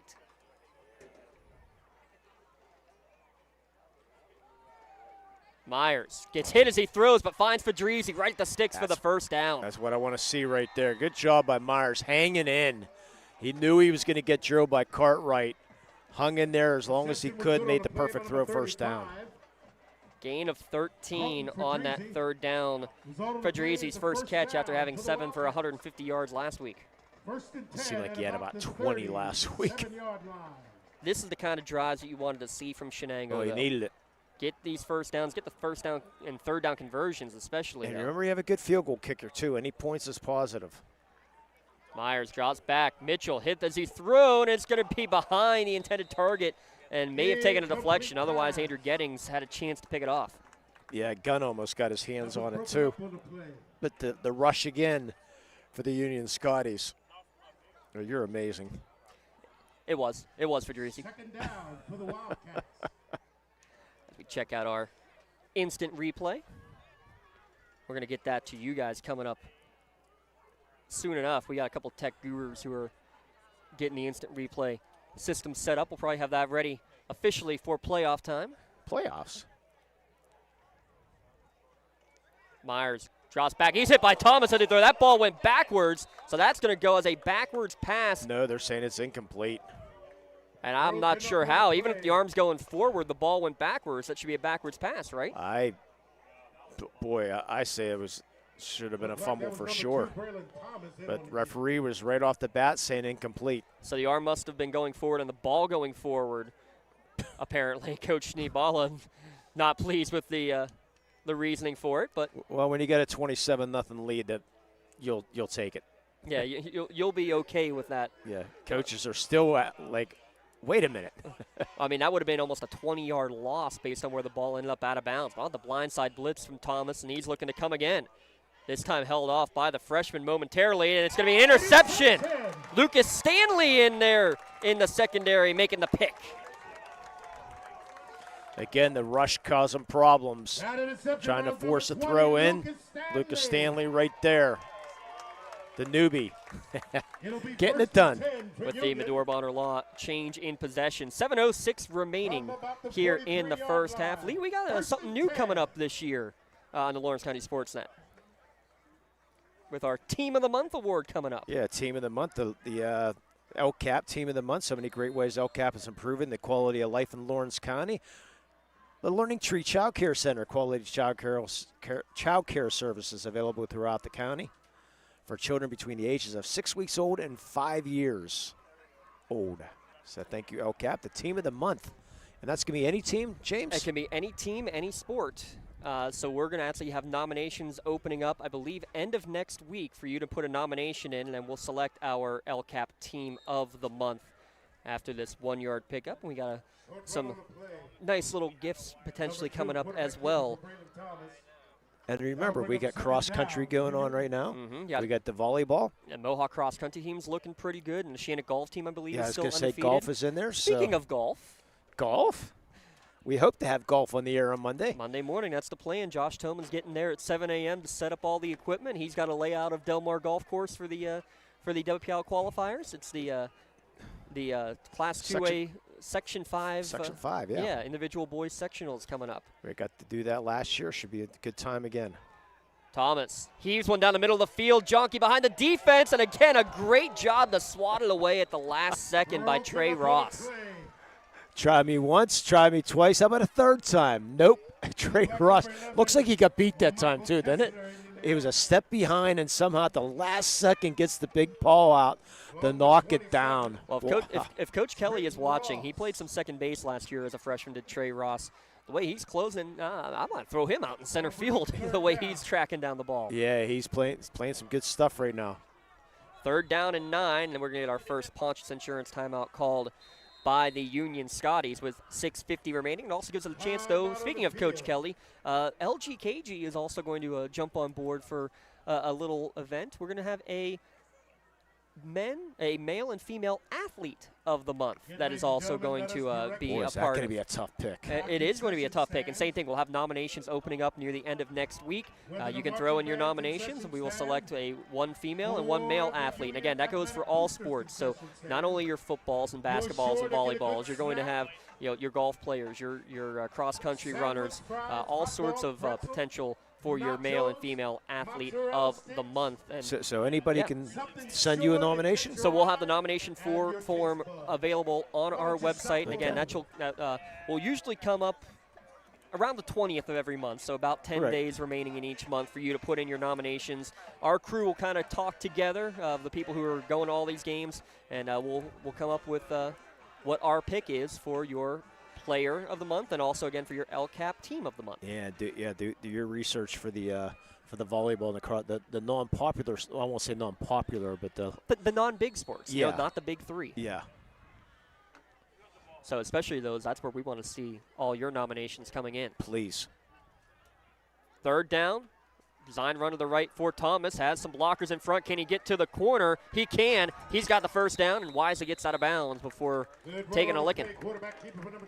Again, James Cartwright again holding that block. I mean, he's doing it on the offensive side, catching the ball, but doing some great blocking for sure. Here might be your stat of the night. 3rd down Castle asphalt conversions, 4 for 4. Are the Scotties. 6:42 remaining in the half. That one converting on a 3rd and 9, keeping it in the hands of Thomas.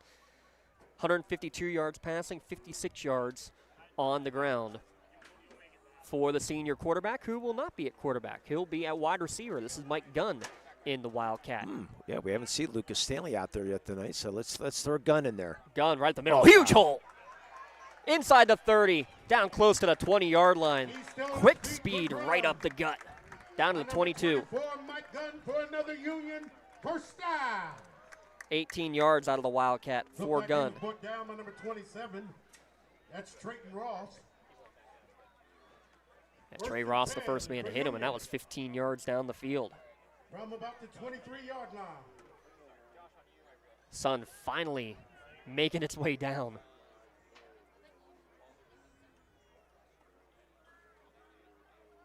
Blakely in the slot to the left. That's Gunn in motion.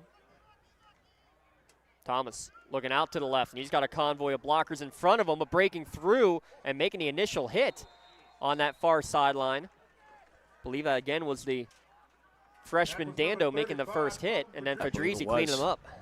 Fedrizzi cleaned him up, and in a big way, though, Lee. Again, Thomas is just love watching him play. And how crazy is it, too, to think last year was his first year as a true quarterback. ends up becoming the first ever 1,000-yard passer and 1,000-yard rusher in the same season in Union Scotty's history. And the numbers that he's putting up so far, he has a chance to break the all-time record in terms of passing yards in a single season in Union Scotty's history.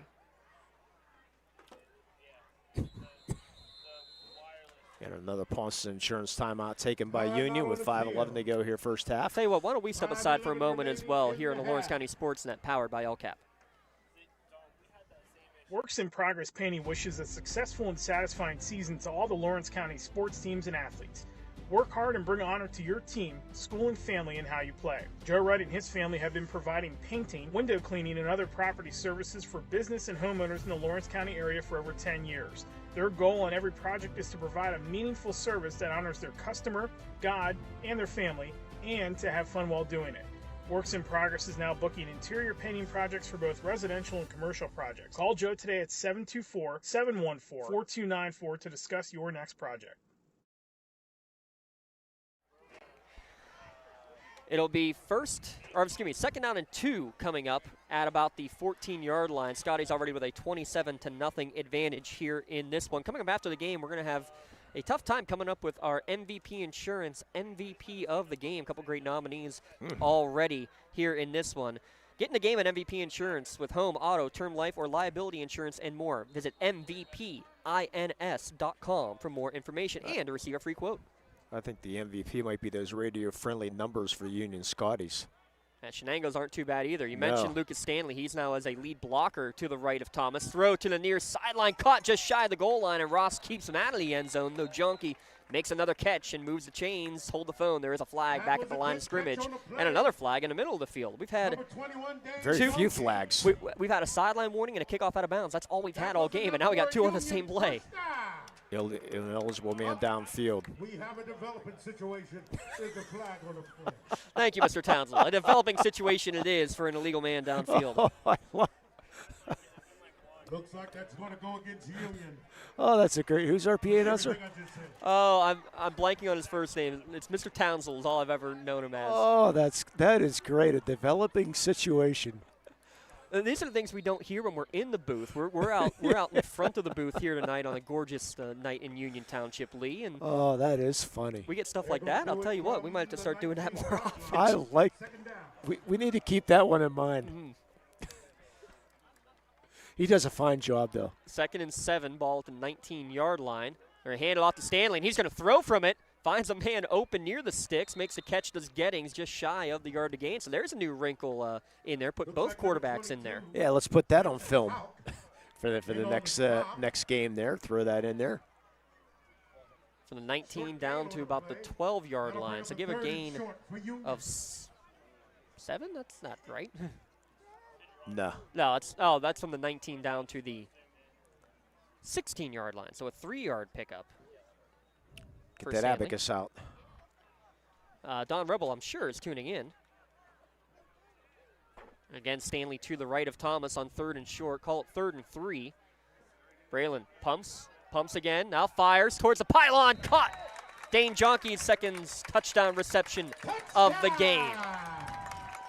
And now you can see the effects of the lights going on and off here at Union. But again, Thomas getting outside. And I expect him to go for 2 right now to try to get this mercy roll into effect before you walk into halftime. So Lucas Stanley will not come out for this extra point. But he might be out there for the potential conversion. Yes, he is. He just came on with the play. So you might be seeing him running the 2-point conversion. He already has a conversion throwing and rushing on the season. Yeah, let's see. He does stand to the right of Thomas. Ball is on the right hash. Blitz coming off of the edge. Picked up by Stanley. Running for the pylon. And did Thomas get the ball in there? Yes, he did not. Excuse me. Nope. Referee says he did not get him in. I guess the foot went out before the ball went inside the pylon. So it remains 33-0. We'll step aside. Be back in a moment on the Lawrence County Sportsnet, powered by LCAP. Contractors, the Department of Healthy Homes needs you. From small to large residential projects, you can help families live safer and healthier with the quality work you do. It's rewarding in more ways than one. Call LCAP's Department of Healthy Homes today. Having a safe and healthy home is not something to play games with, especially if your home was built before 1978. You may be exposed to extremely harmful lead-based paint hazards. If you're concerned about lead in your home, don't roll the dice on your family's safety. LCAP's Healthy Homes Lead Hazard Reduction Program is here to help you win the battle. Your family's health and safety is the goal. Contact the Department of Healthy Homes today. When you're looking for quality concrete services, contact the experienced professionals at Doran Concrete. Our company is family, locally owned and operated, and has been serving the community for over 30 years. Get residential or commercial concrete services for any size job. Our skilled professionals offer prompt and reliable services at an affordable price. We believe in the principles of honesty, integrity, and reliability. Get in touch with us for exceptional concrete services at prices that you can afford. Here comes the kick from Thomas. Union leading 33-0. 5 possessions, 5 touchdowns for the Scotties here on the evening. As looks like Andrew Thompson again in on the tackle. But again, decent starting field position for the Wildcats, who had a pretty good possession last time, Lee, before the interception in Scotties territory. Things, again, they can keep on building as they try to figure out whatever they can. And when you've got half of your starting lineup from the beginning of the year out tonight on both sides of the football, it's going to be tough sledding. You knew it was going to be tonight for sure, and Coach Graham was not afraid to say that very same thing. Good, yeah, still good effort, though. They start here in pretty good field position at the 43-yard line. And then as soon as you say that, Jamel Mitchell does what he's done in every game. Gets a sack. Showed the quickness into the backfield. Nah. Jamel Mitchell with that sack for a loss of 6 on the play. Second down and long, 3:45 remaining. And during the half, our LGKG halftime show, we'll have performances for both the Scotty Marching Band under the direction of Devin Householder. Let's give a shout out to their drum majors while I have a moment, Elliot Laskuka and Charlotte Duralu. And you'll also have Doug Butchie's Wildcat Marching Band under the direction of drum major Brian Van Emmen. You'll see those shows in their entirety. Quick throw out to Shire in the flat, cuts inside. Blakely able to hold on to him. As they check that, that's not 25, that's 55. Denon Bowen making the stop. Here tonight, yeah, we have. This rush has been just non-stop here. Shenango having to just try a quick hitter there. That'll bring up 3rd and long. We must have some Denon Bowen fans, family sitting right in front of us. Now, mentioned Cousin Mason. I actually think he's working the sticks on the far sideline.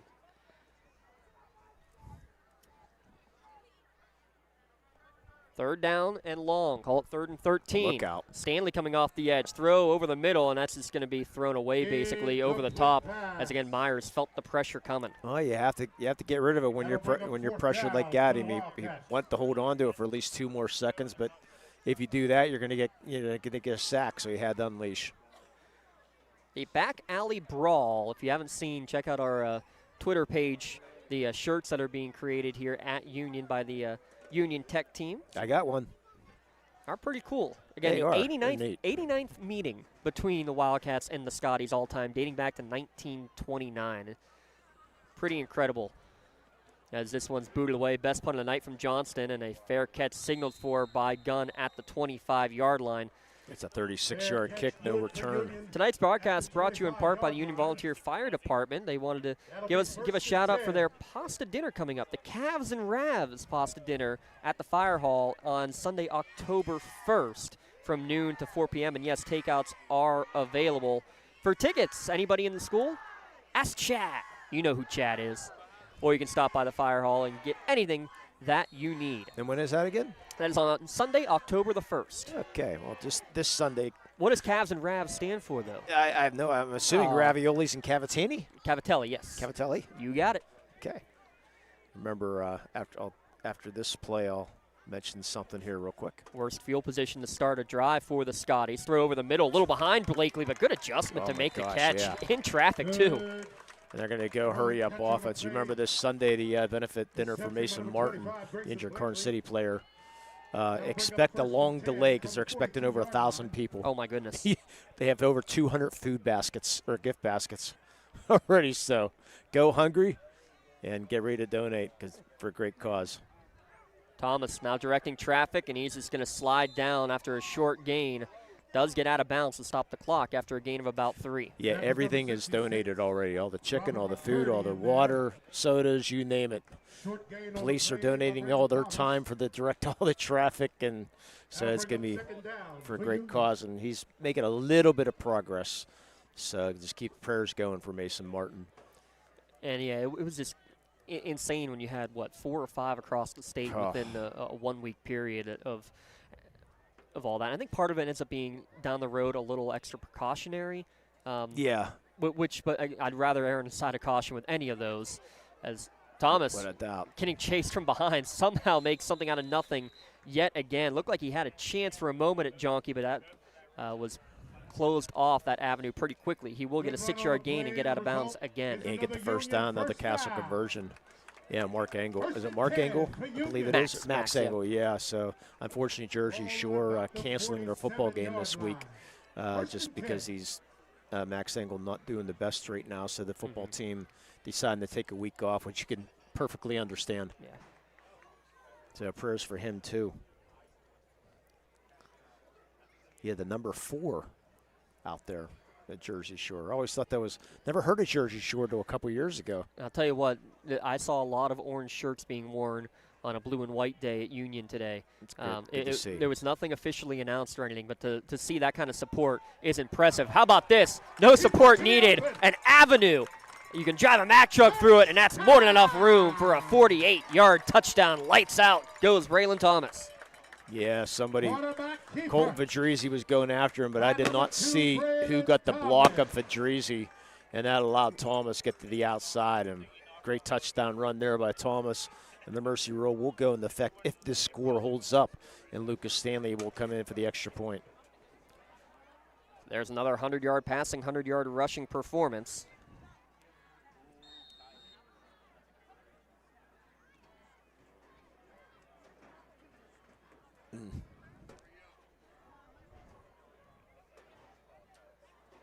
Blakely will hold.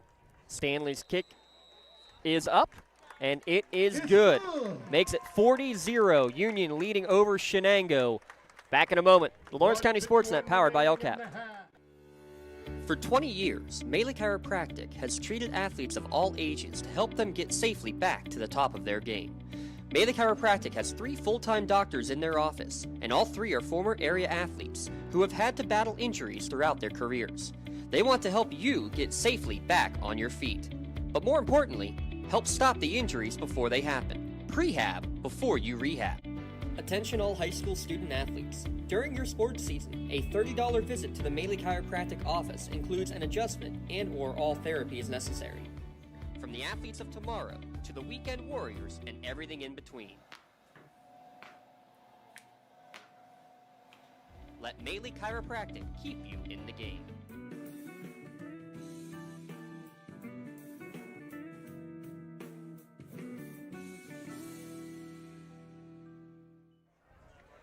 Lucas Stanley, after booting his third extra point, he's 3 for 4. Do I have that right? Yeah. No, he's 4 for 5. 5. 4 for 5. That sounds better. Now he will do the kickoff duties. End over end kick will be taken at the 22-yard line by Shenango. Makes one man miss and then ushered out of bounds by Gettings at the 35-yard line is Trey Ross. Yeah, nice conversation with Coach Mark Stanley earlier before this game. His dad, Mark, said Coach Stanley, Coach Union, that only their state title back in 2003. Made it to the state finals, yeah. Yeah, and then Matt, the all-time leader here at Union in basketball. What a career he had, huh? Yeah, he did. All-time scorer. Lucas has a chance. I mean, he didn't play enough as a freshman, didn't score enough as a freshman. The way he can stroke it, though. He'll set some other shooting records in his next 2 years. Would not surprise me.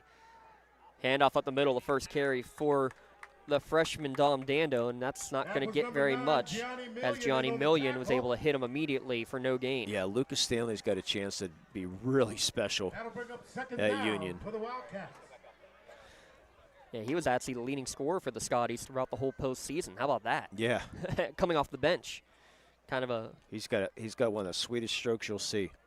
Reminds me a lot of Sean Bellis from way back in the mid '90s. That's a throwback for you youngsters. Yeah, of which they don't. That was one of Butler's all-time leading scorers, but he was a lefty also. Went to Clarion for a year. Handoff on the jet sweep, trying to get to the outside, but it's going to be held up, and then Jamel Mitchell lays the boom, but they're actually going to throw a flag. I guess they're going to get him with helmet to helmet. Yeah. Understand, but I like old-time football, my friend. I mean, so he's not a defenseless player because he is the running back at that point, but if they said that he led with the crown of the helmet. Oh, my brother is running camera right now. I was like, no way, no way. And that's what they're saying. And watching the replay, I see it. He lowers the head and uses the crown of the helmet. I understand that flag. Yeah, we understand it. But completely. Like I said, we're just. That'll bring up a 1st and 10 from the And with all the 49-yard injuries line going for around, you Wildcats. can understand the call. So a 2-yard loss and then the 15-yard penalty for the first down. And more importantly, the clock stopped for a second now, then that clock will keep going. I believe Shenango should have had the option to keep it stopped. That's what I thought. Myers sidesteps a man in the backfield, throw down the field into triple coverage, though, and Grayson Blakely says, I'll take another one. 2 touchdowns, now 2 picks. And should be a late flag out of play, yep. There was a flag down the field further, none right at the hit. Well, the flag at the 40s for the late hit was out it of for the town. late hit? Okay. Yeah. Definitely late hit out of bounds, and that's where it came. So 25 seconds remaining. Second pick of the day for Blakely. 3rd overall thrown by Sam Myers. Yeah, probably look for Union just to let's run out the clock right now. You have a 40-0 lead. Let's just whoa. Told you. Told you it had nothing to do with the hit. So it's going to be after the interception, though? Yes, on the return, illegal block in the back. On the interception return Wow. team. Yeah, coaching staff can't believe it. That'll bring up 1st Like, where's the late hit? from the Coach 30-yard Nee's line. asking for it, too. And he's going to call a timeout just so he can ask. Just so he's going to yell at the officials. He's gonna find his spot on the numbers. the good old Stacy cam. Josh Toman's all over this. Oh, this is great. He's got the Coach Nee cam right now. This is must-see TV on a Thursday night. And again, we're glad to have this Thursday night football here in Lawrence County, and the first Thursday night game that we've known of in the WPIL since the Root Sport days. So you're talking about easily 7 or 8 years ago, and you've got a nice crowd on hand of players players and fans all around the county who are here to enjoy this contest. And Coach Nee is probably not going to like the explanation. I think he's also getting the explanation on the targeting, and he's nodding in agreement. He said, okay, that's what you saw. I'm down with that. But I think he's saying the same thing right there. Where's the late hit for my guy on the sideline? You owe me one. Coach Nee, so hospitable to us, though. Anything that we ask for, he's the first to get there. Also the athletic director here at Union in his 2nd year. The Coach Palco tutelage, though, he brought the defensive gem for the Scotties. Coach Nogue getting his few 2 cents in there, too. Hey, he's getting practice for hoop basketball, season. yeah. And they kneel down by Thomas. And that's going to do it for the first half. What a first half of the Scotties. A great first half as the Scotties lead 40-0. We'll step aside. Coming up next is your LGKG halftime show on the Lawrence County Sportsnet, powered by LCAP. BMF Tax and Financial provides businesses and individual tax prep, advising, and consulting. With over 10 years of experience, BMF Tax provides you with big firm expertise with small firm service. I'm Brandon Fisher, owner of BMF Tax and Financial. Together, we will help you get a better understanding of your taxes and build a relationship along the way. At BMF Tax, I want to take the stress away from taxes and allow you to focus on what you do best. Call or visit bmftax.com to set up a free consultation. BMF Tax and Financial. Taxes made simple, life made easy. Castle Asphalt and Construction is driven to provide quality, cost-efficient pavement-related services to Western Pennsylvania. Every paving or construction service at Castle Asphalt begins with a thorough site inspection of the area to allow their team of professionals to become familiar with the unique conditions of your home or business. Once the site inspection is complete, Castle Asphalt provides you with a detailed plan of the design, cost, materials, and time of completion, so you know exactly what to expect during your construction. Visit castleasphalt.com to request a quote for your next project and make your dream design come to fruition. You are now tuned into the Luxembourg, Garbutt, Kelly, and George halftime show on the Lawrence County Sportsnet, featuring performances by your marching bands and recapping the action from the first half of the game.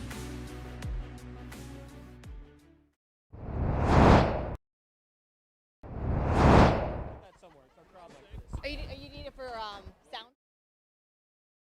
Ladies and gentlemen, under the direction of Senior Drum Major Brian Van Emmen, please welcome to the field the Shenango Wildcat Marching Band. I said you by 14. Yeah, really. This is a bit more than I expected. We open our performance tonight with a medley of songs popular in the early 2000s that originated in Poway, California. Featuring the songs All the Small Things and The Rock Show, we hope you enjoy this Blink-182 mashup.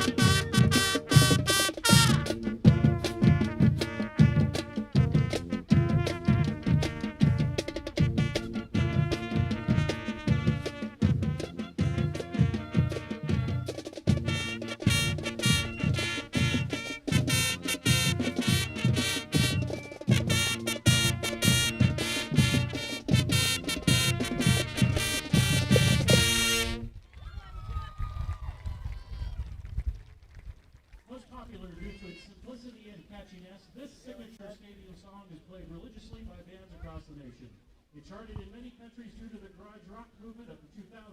We feature our auxiliary to this tune performed by the White Stripes in 2003. We hope you enjoy the Emmy Award-winning song, Seven Nation Army.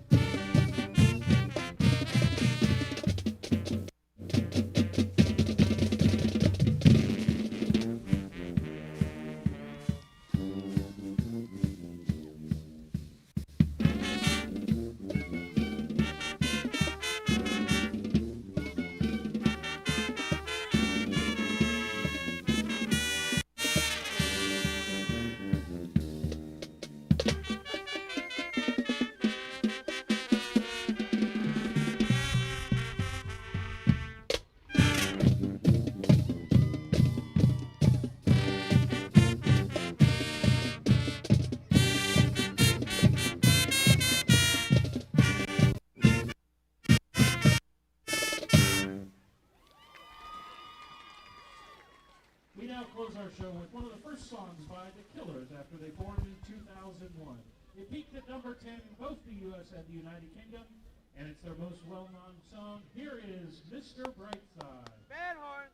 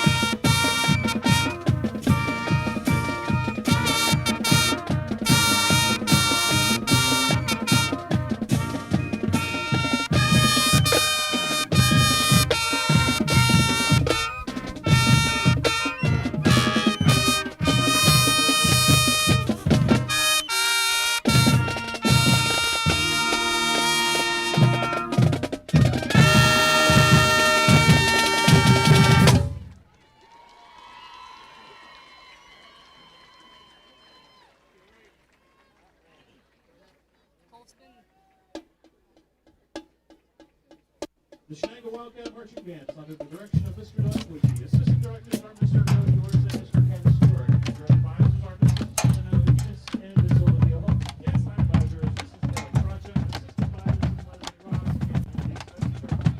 Thank you, and go Wildcats.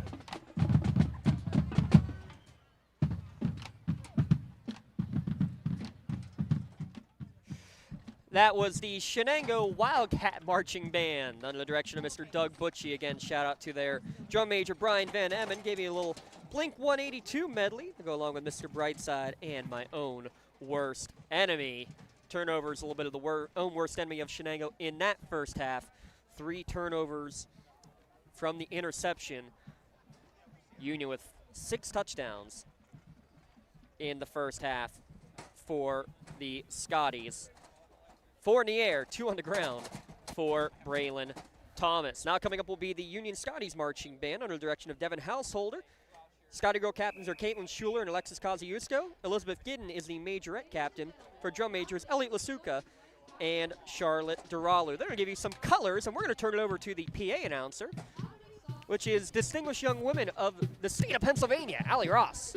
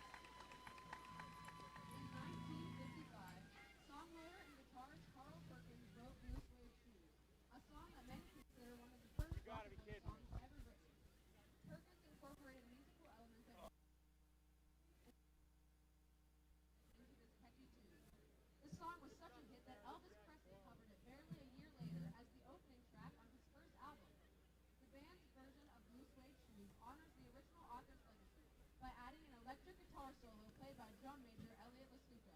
You can do anything you want, but lay off my blue suede shoes. No, it's me. It's just guitar. It's not gonna help. It's this. No solo, guys. Sorry.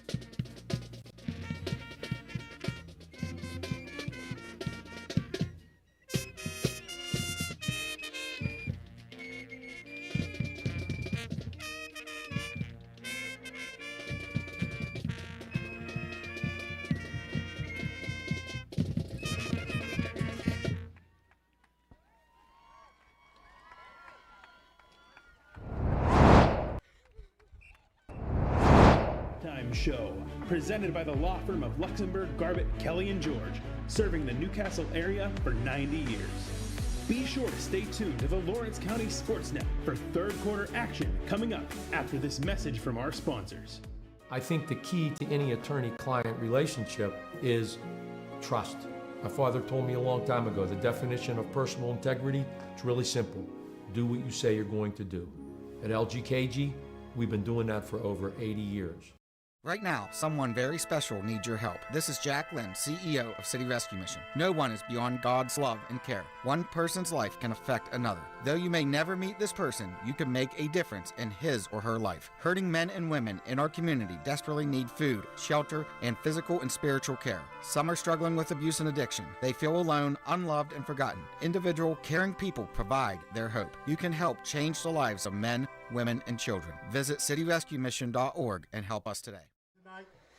Of about $310. Back here at Sox Russo Stadium, it's time for our favorite time of the evening. It's the 50-50 toss. All right. We have our tickets out. Here we go. Limon, do we have the winning ticket? The winning ticket of tonight's raffle is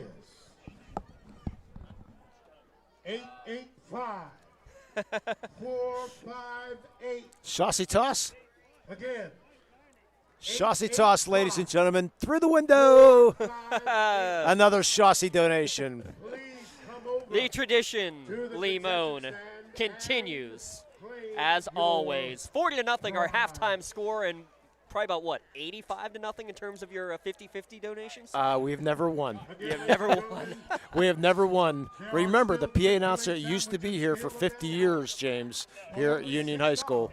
Never hit a 50-50 in his 50 years. So I still got a long way to go for that. But nonetheless, it's good. But we did hit as a fan, though, a couple years ago at Butler. Oh, that's right. You know, yeah. so we have for a couple hundred there. But anyways, in honor of Chauncey, we do our Chauncey toss because Chauncey and I would every week we alternate giving our $5 donation to the school district, and then we just toss it over the shoulder, and that's what we do. So it is a nice little tradition that we have done our best to keep yes. here in the Lawrence County Sportsnet history. So if anybody wants to sponsor the Chauncey toss, feel free. Yeah, your Chauncey toss tonight is going to be brought to you. Okay. We're going to make tonight's Chauncey Toss brought to you by Gem Master Builders and Craftsmen. They're family-owned and operated general contractors for 4 generations. Their extensive construction experience, design capabilities, and creative process allows them to help any project and meet any challenge. Gem Master Builders and Craftsmen, building our community for 70 years. Yeah, thanks, Gem. Greatly appreciate that. They are your honorary Chauncey Toss sponsor here this How about evening. the sunset? Gorgeous. This is sunset. Let's see if we can get Josh Wow. Toman a little zoom in on that sunset you can see there in the distance behind the Shenango bench. Let's get that sunset. We're trying to get the sunset, you know. So he's too busy talking to some company over there to his left, you know. So how dare he, you know? I know. Big thanks to him and the entire. Not like he's supposed to be running a camera or something. Let's get some first half stat recaps here, Lee, because the numbers, they're pretty on one side and they're ugly. Not so pretty on the other. Union, 184 yards passing and 139 yards on the ground. Yeah, they leaned a lot to the left because that's the way the field tilted in the first half. So that's a total of 323 total yards of offense. I can do math. I promise. Dr. Ross is right behind me still, right? Yeah. I can do math, I promise. On the other side for Wilmington, they finished the first half with 24 yards in the air. Wow. And they finish with 11 yards on the ground, so 35 yards of offense. So 323 to 35, your unofficial first half yardage. So Robin Nogate on the near side and Anthony Roper on the far side as your deep receivers here today. We're going to get our first look at one of the better kickers in Lawrence County, and Andrew Johnson. We'll see if those two even have a chance. They're both standing at their own 5-yard line. We won't get our door and concrete starting lineups here for the second half. We'll do our. All right, here we go, ladies. We'll call it our. Oh, they're actually only putting 10 minutes on the clock too. Keep an eye on that. Only 10 minutes on the clock. With a running clock, so Shenango with the short. Yeah. So that's just only 20 people. This is smart. This Yeah. is very, very smart to have this agreement. We'll try to get as many players as we can listed out here as Johnston will run, and he's actually going to kick a little pooch, kind of an onside, but it's actually going to go out of bounds. So hey, why not try it? Yeah, give a chance. The only kick you might have coming up here on the evening. So Braylon Thomas, we've seen the last of him. 184 passing, 121 yards rushing, 6 total touchdowns on the evening. And believe it or not, he is not the shoe-in for your Player of the Game award tonight. As you have Grayson Blakely, who had 2 touchdowns receiving and 2 interceptions on defense. We're going to have a hard time coming up with our MVP of the game and our Melee Chiropractic Play of the Game award. So they could have taken, I think, at the place where the ball went out of bounds, but Union will elect to take it back at the 35. Let's see, I'm assuming Jonky will probably be your quarterback, but Stanley. Lucas Stanley, I thought maybe Jonky might get in there too, because he can do a little bit of that also. And we're going to have a hard count and a jump by one of the down linemen. It was Bradley Braunbeck, a sophomore, who jumped a little bit early. A couple other names you see in there. I see sophomore Nick Cook at the tight end position for the Scotties. Robin Nogue wearing number 10, the wide receiver on the near side. In the backfield is Chad Seidel, the sophomore running back. Yeah, expect him to get a lot of work. He's going to get his first carry of the year on first down. Cuts near side. Shifty move from the little guy out past the 40, out to the 43-yard line for a pickup of 3. That was number 33. Yeah, brought you down by the other freshman and Dominic Dando. Damaris Austin there on the offensive line. I see Isaac Cassiato, believe, actually out there as well. Yeah, we're going to have our Melee Chiropractic Play of the Game also. That's going to be a tough one to pick also. Quite a few candidates here tonight, James. Yeah, we're gonna have a fun time figuring these ones out. Yeah, visit doctors Melee Argero and Kelsey Bowser voted best of the best in Lawrence County. Pitch near side for Seidel. Has some room up the middle before he's dragged down by a combination tackle of Iwaniko and Connor Click, excuse me. Carter Lansbury checking in for the Scotties as Union does move the chains after that pickup of 4. Yeah, get everybody in tonight here on this Union roster. Shenango, no problems getting everybody in. Unfortunately, yeah. Yeah. Again, credit to this Wildcat team. They came out, they fought hard. Just, they're playing the numbers game. You got so many guys in new positions. I mean, they had their tight end turned wide receiver turned running back tonight. And our play clock is off on the one side. They took it down, and it's not even zeros running. On the other one. So it looks like it's going to be held on the field for the rest of the game. And you know who's keeping that play clock? We have motion as the receiver on that far side. Lansbury go ahead. I moving do early. not know who's keeping the play clock. Well, you talked to him before the game. Okay, Mr. Mark Stanley. Oh, okay. I was going to say I talked to Mr. Agato, but I know it's not him. That's true, too. Mark Stanley's on the play clock. Okay. He is on the play clock. Well, he must have went home early. Scratch off lottery tickets. And here's the winning ticket number. We'll ask him. He's still back here. They said no play clock. Hey, they said his job's easy tonight. He can relax and enjoy watching his son at quarterback the rest of the game.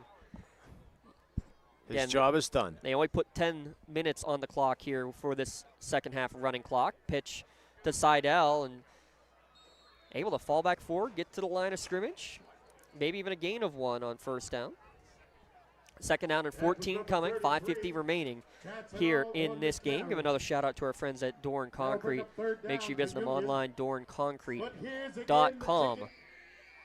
With over 30 years of experience, they're the team of contractors you want laying down the concrete.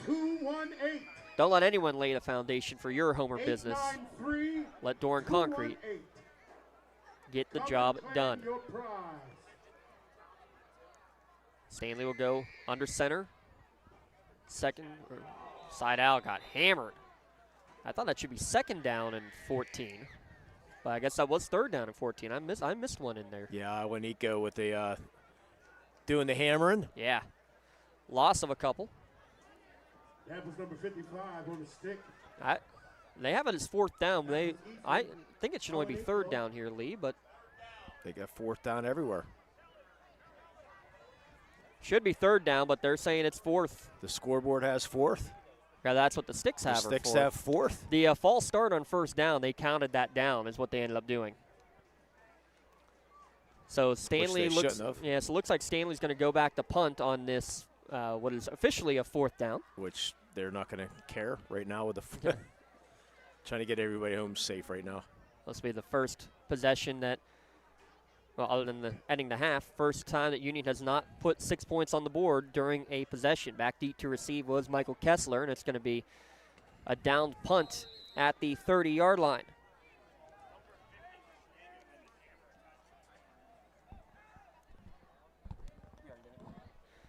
So with 4:07 remaining, I'll give another shout out for our Maley Chiropractic play of the game. A great play usually involves great teamwork, and you mentioned Dr. Maley, Dr. Roger, and Dr. Bowser. How about this? They did a broadcast with us last year, Lee. That's right, they did. They're interested in doing one again. We're gonna have to They see if actually we can enjoyed make it. They loved it. I told them, you won't believe how much you enjoy it, and they agree completely. So good. we're gonna have to go and do that one yet again, for sure.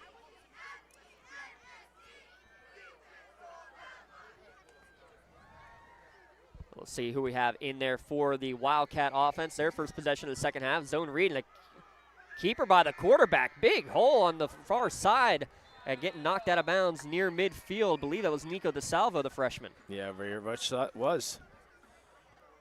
So DeSalvo getting some positive yardage. Yeah, they're just going to keep the clock running at all times here. So no stoppage to the clock at all. So we'll get an early night, unfortunately, but see if Shenango can get some points on the board here. Get Nico. Nico's got good size. A pretty quick speed on that play as well. 5'11", 175-pound freshman. 23-yard pickup for that first down for DeSalvo. Zone read again, this time handed off and meeting in the backfield. Getting in there was Nick Cook to hit him immediately. Back up on the play.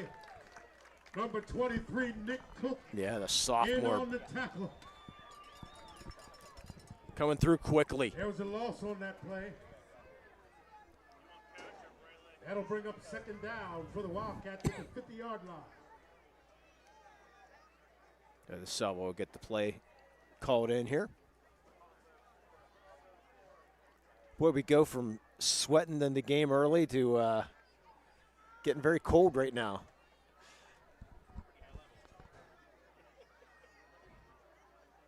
That sounds about right.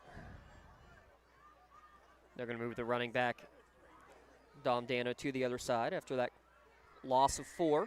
Second down, Dano again up the middle. Bigger hole this time, but it's eaten up pretty quickly, and a heavy hit slammed him down to the turf as Demarius Austin.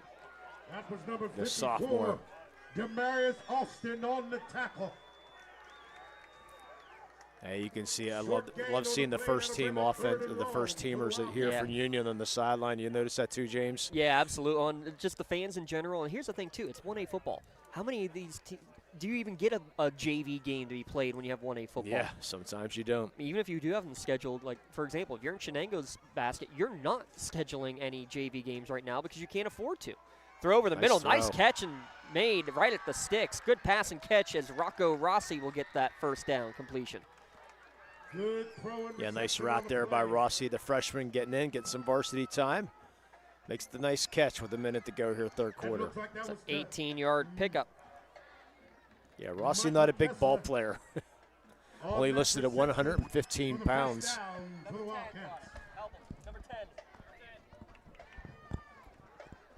Likely the last play of this quick-moving third quarter. Again, only 10-minute put on the clock and a running clock, as it's going to be a little pitch forward, and this time Kessler not going to go anywhere as he's hit in the backfield by Colton Cox. That was number 57, Colton Cox, on the tackle.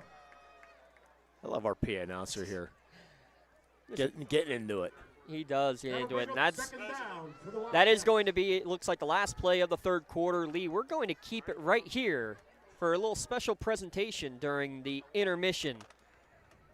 40-0, Union in control. It's opening night, Thursday night football. It's been lights out for the Scotties. With that, let the light show begin. That's the end of the quarter.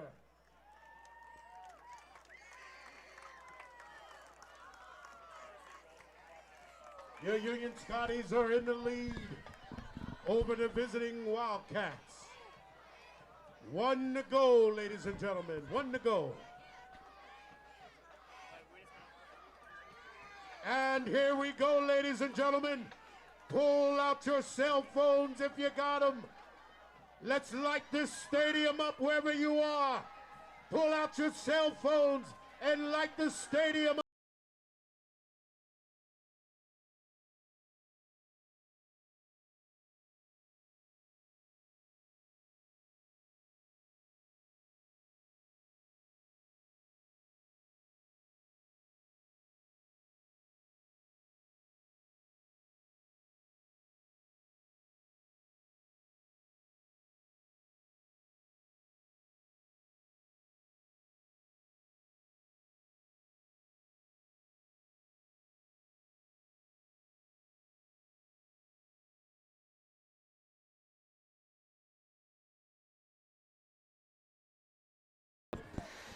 A little fun presentation there for the third quarter intermission. The new toy.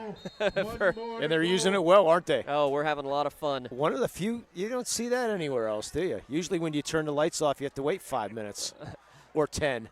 Handoff up the middle and not a lot of room, and action down behind the play between a couple of players. Some WWE going on in the behind. In the process, a carry up the middle for Dando out inside the 30 down to the 28-yard line. I believe that was Isaac Casiato. Or no, that was Brombeck, I think, was one of them for Shenango. But anyways. Third down and about 7 to go. That was Nico DeSalvo on the carry. DeSalvo had that carry, it looks like. DeSalvo in the gun with trips to the left. Freshman looking to pass, steps up in the pocket, bounces off of Seidel, fights forward, still getting going. Thompson will take him down just shy of the yard to gain. It's going to be 4th down and about 3 to go. I think the flags are being held too. A couple holding calls that are not getting called right now. And this is a makeshift JV game in a sense, which is also kind of nice. Again, I'm doubting either of these teams have a JV game on their schedule in Class 1A football. You got 20 to 30 kids on the roster. You can't afford to do so. This is a good opportunity to basically turn it into one. Vincent Houck, the receiver in the slot to the left, 2 receivers each way on 4th down, and 4th down just became a 1st down because Damaris Austin bit on the hard count. Yeah, you have to call that. Encroachment on the defense. So 1st down, the clock continues to run. And they get into the red zone on Wilmington Road. Yeah, big shout out to them. Coming up after the game in our Tri-County Principals post-game show, we'll take a look at some final numbers, get you our Melee Chiropractic play of the game, and our MVP Insurance MVP of the game. Handoff, trying to bounce it to the outside, but getting ripped down. Colton Cox makes the tackle on Dando's run. Gain of 2 on the play. Lee, we got to talk a little bit about, we alluded to it earlier, playoffs are a little bit different this year. It's no longer on the Trib Live High School Sports Network. It is 100% exclusive rights on NFHS Network, and that is basically a pay-per-view style. You have to pay to be able to watch. You can get subscriptions for the entire month and watch for the entire month at that point, but you will no longer be able to watch games in the playoffs for free in the WPIAL this year. So just keep that in mind as you're looking for games. As another handoff to Dando right side for a gain of 1. 3rd down coming up. But so when you're looking for it, the only way you can watch live is on NFHSnetwork.com. However, we're hoping with the help with some sponsors in the area, some boosters organizations maybe, anything that you can do to help, we're hoping we can still get a free audio-only version to you out there for any playoff games that are involving our teams. Yeah, because we'll still be able to do the camera, but unfortunately it takes money to do everything else. So without those broadcast rights, yeah, it makes life tough. So we will do what we can. Again, we're hoping to get some audio versions. Zone read and the keeper last second pulling it out as the quarterback, and it's going to work out to his advantage for an 18-yard touchdown run for Nico DeSalvo. That ball was firmly in the gut of Albertini and pulled it out as Albertini was about 2 yards in front of him, it looked like, and then was able to go down that left side untouched. We'll see if Shenango sends Johnston out for an extra point or if they're going to use their offense and go for 2. That wasn't Albertini, though, was it? No, No. Albertini's out. Albertini's one of the 6 players who are unavailable. They will keep. That was Vincent Hauk, possibly, that runner, number 22. Oh, on the run? Yeah, no, it was DeSalvo on the keeper. Well, I know it's DeSalvo. I was seeing who he faked to. Oh, Dando, the running back, who now Dando, sits okay, sidecar right. Okay, thank you. Another fake, another keeper, DeSalvo. Man, he's got a little sneaky keep on that zone read. He gets the conversion as well. Keep an eye out for that name. DeSalvo, a player to watch in the future. He's a newbie out there, and he's got that first score of the game. 40-8 is your score. Let's keep it right here at lcsportsnet.com. Lee? Yeah, I want to thank Creative Edge, where design and construction come together with experience, fully licensed and insured architecture and construction management services, schematic design, construction documents, permitting, construction management to meet all your building project needs. You can call 724-652-1372. That's 724-652-1372 for more information. That's the Creative Edge. I want to give a special shout out to a couple of local organizations giving their support here tonight.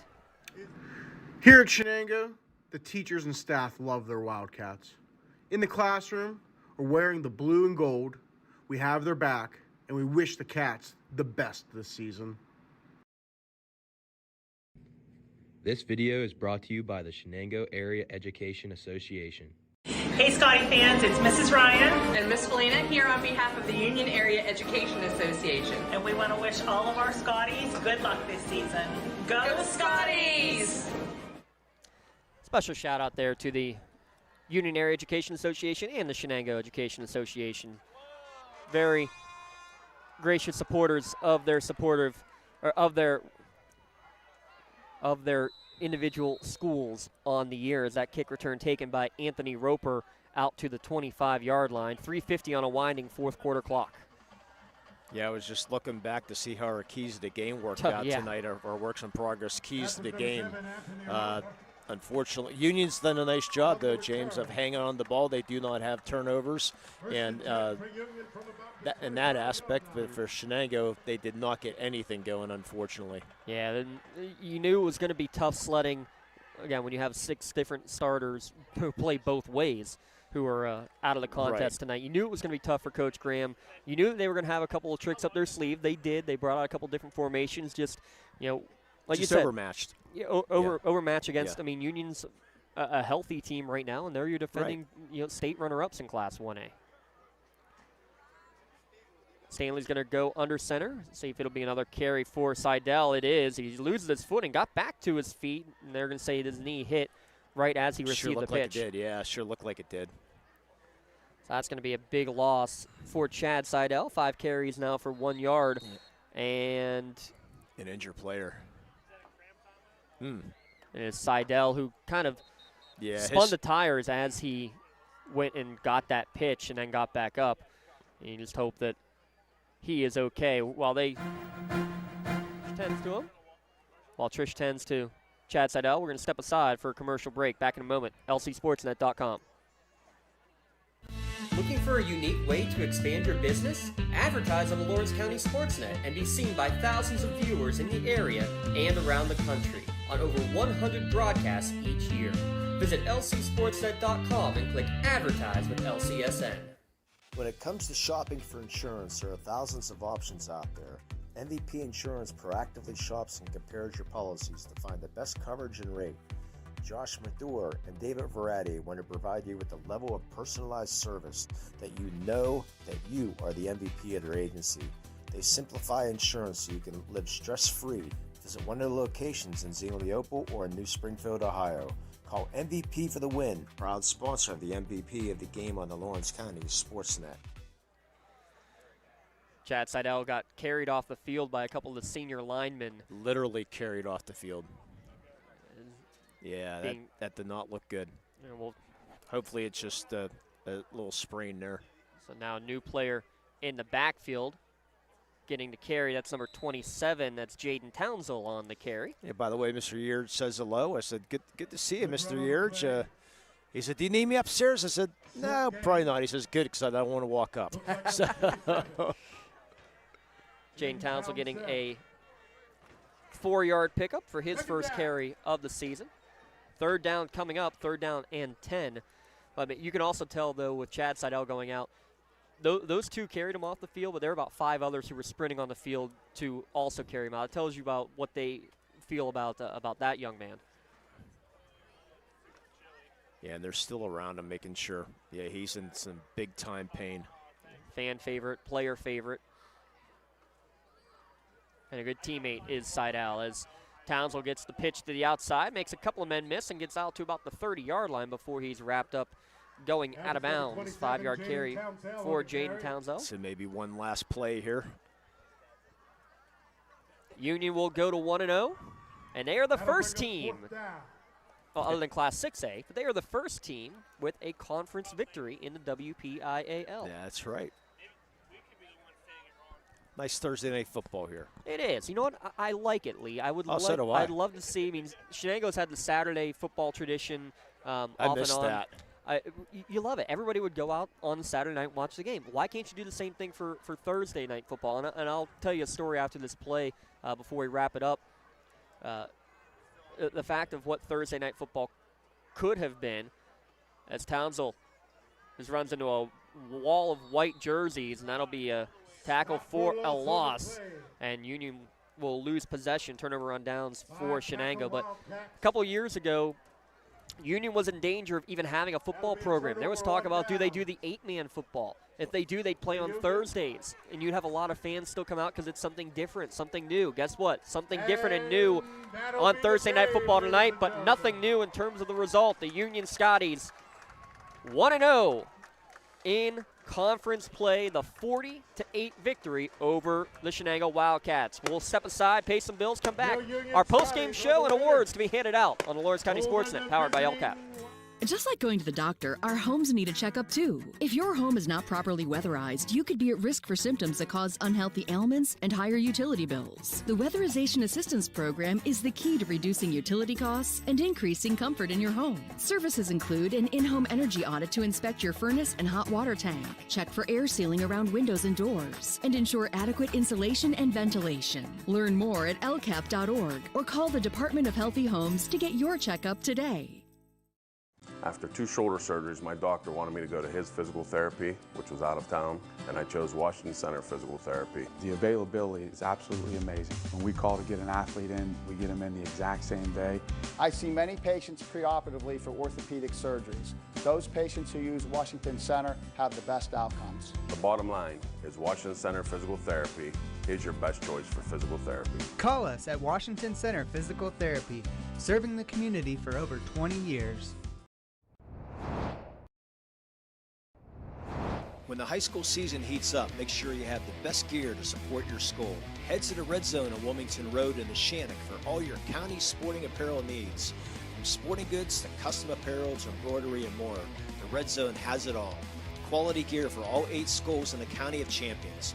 Stop by and enter the Red Zone or visit them online at theredzonesports.com. Score big at the Red Zone. Don't get left out to dry. Call the Penn Ohio Bottled Water Company for the fastest and most efficient bottled water delivery service in the area. Penn Ohio offers bottled water ranging from 16.9-ounce bottles to 5-gallon jugs, perfect for your next event or office water cooler system. Also, don't forget to ask about their custom labeling options. Visit PennOhioBottledWater.com for more information and to get a quote on their delivery services. Whether it's at home, in the office, or on the sidelines, Penn Ohio has you covered.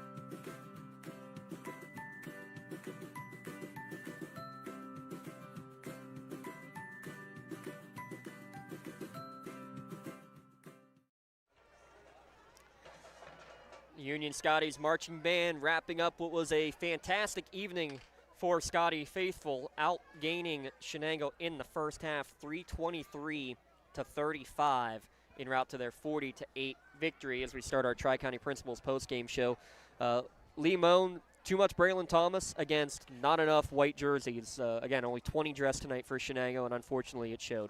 Yeah, they gave a great effort, yeah. though. Yes. I mean, they played as hard as they could, but unfortunately, for the Scotties, I mean, Braylon Thomas, they got him outside, which he has that run pass option, and he was finding receivers wide open all night long. Not deep, but just finding him in slots, in position, and then the extra yards. But Braylon Thomas making a long touchdown run, but he did a little bit of everything tonight, as he usually does. So it's good to get the victory here tonight for the Scotties. Yeah, touchdowns on their first 6 possessions of the game. Grayson Blakely catching the first 2 from 22 and 2 yards out, respectively.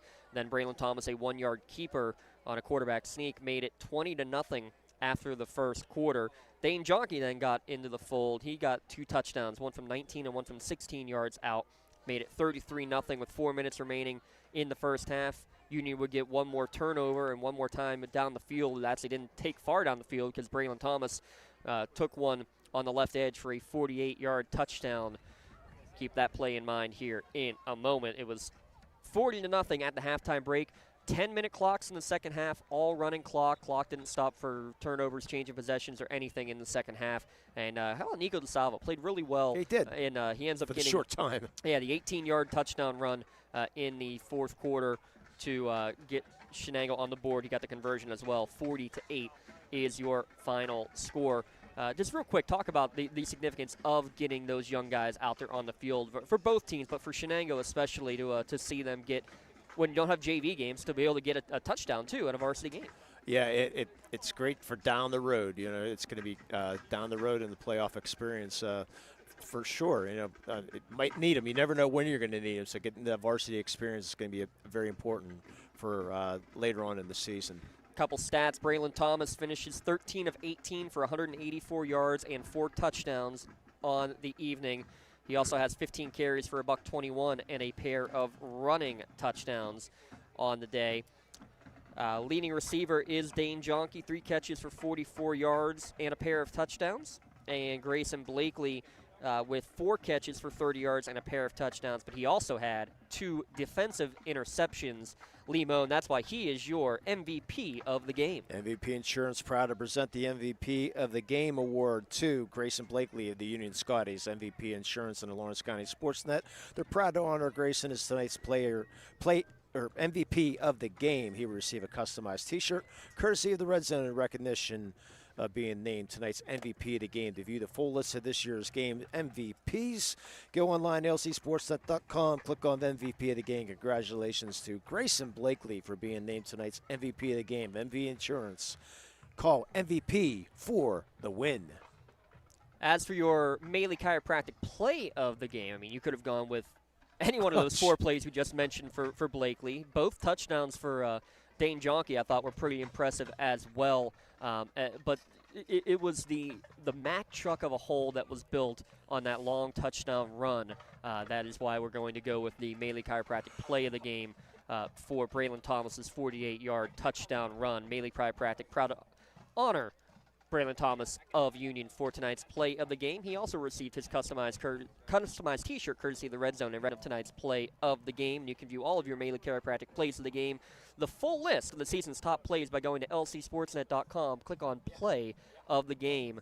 Congratulations, Braylon Thomas, your Maley Chiropractic play of the game. Let Maley Chiropractic keep you in the game. And while we're talking about that, make sure you follow us on YouTube, subscribe to our channel, because when we post all the play of the games, the actual videos of those, we also are putting video highlights every week of a big play for our MVP of the game as well. So I'm going to have a fun time making a little montage of those 2 touchdowns and those 2 interceptions for Grayson Blakely because, well, if he shows up for my quiz tomorrow in class, then I will do it. But if he doesn't, then all bets are off. You're getting a blank screen there, Grayson. So keep that in mind and go ahead and put that on your Twitter feed. 40-8 here tonight. Lee, some final thoughts from Sox Russos. Yeah, kudos to Shenango on for the effort tonight. Hopefully they're going to get back to health sometime soon. Michael Agato supposed to be back in a few 4 or 5 weeks. Hopefully Sam Patton hopefully be back in a couple weeks, and hopefully they'll get Farilla back and get some people back and get back to health. The Scotties, I mean, it's a good performance. It's nice to get that loss off your back, and they'll move on to next week. Tell you what, Shenango could have used the Laurel schedule of having your non-conference game this week. Yeah. And it doesn't get any easier. They're back home next week, but hosting Rochester. Going to be a tough one there before they travel to Northgate. Northgate's an up-and-coming team. They are, and then Southside Beaver after that. So it is a tough time coming week in and week out for this Big 7 conference. Union, on the other hand, will travel to Laurel before traveling to Springdale the following week. That's their non-conference game the rest of the way. Scotties, though, 1-0 in conference, 3-1 overall, and meeting number 89 all time between the Cats and the Dogs. What was it? The Brawl in the Alley. That's right. The Brawl in the Alley. That Brawl sounds in the right. Alley, I believe it is. Well, it goes. I have it.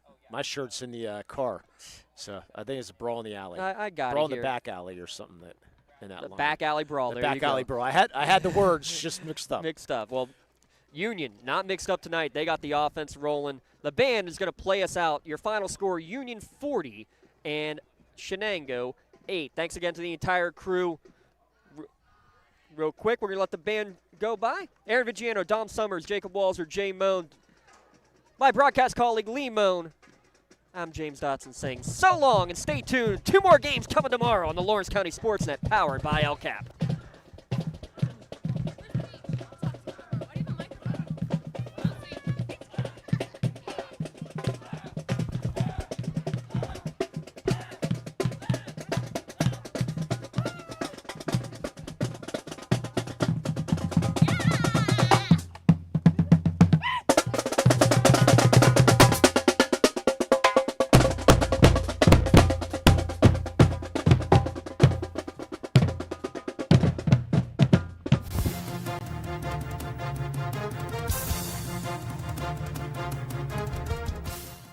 Your voice for Lawrence County sports.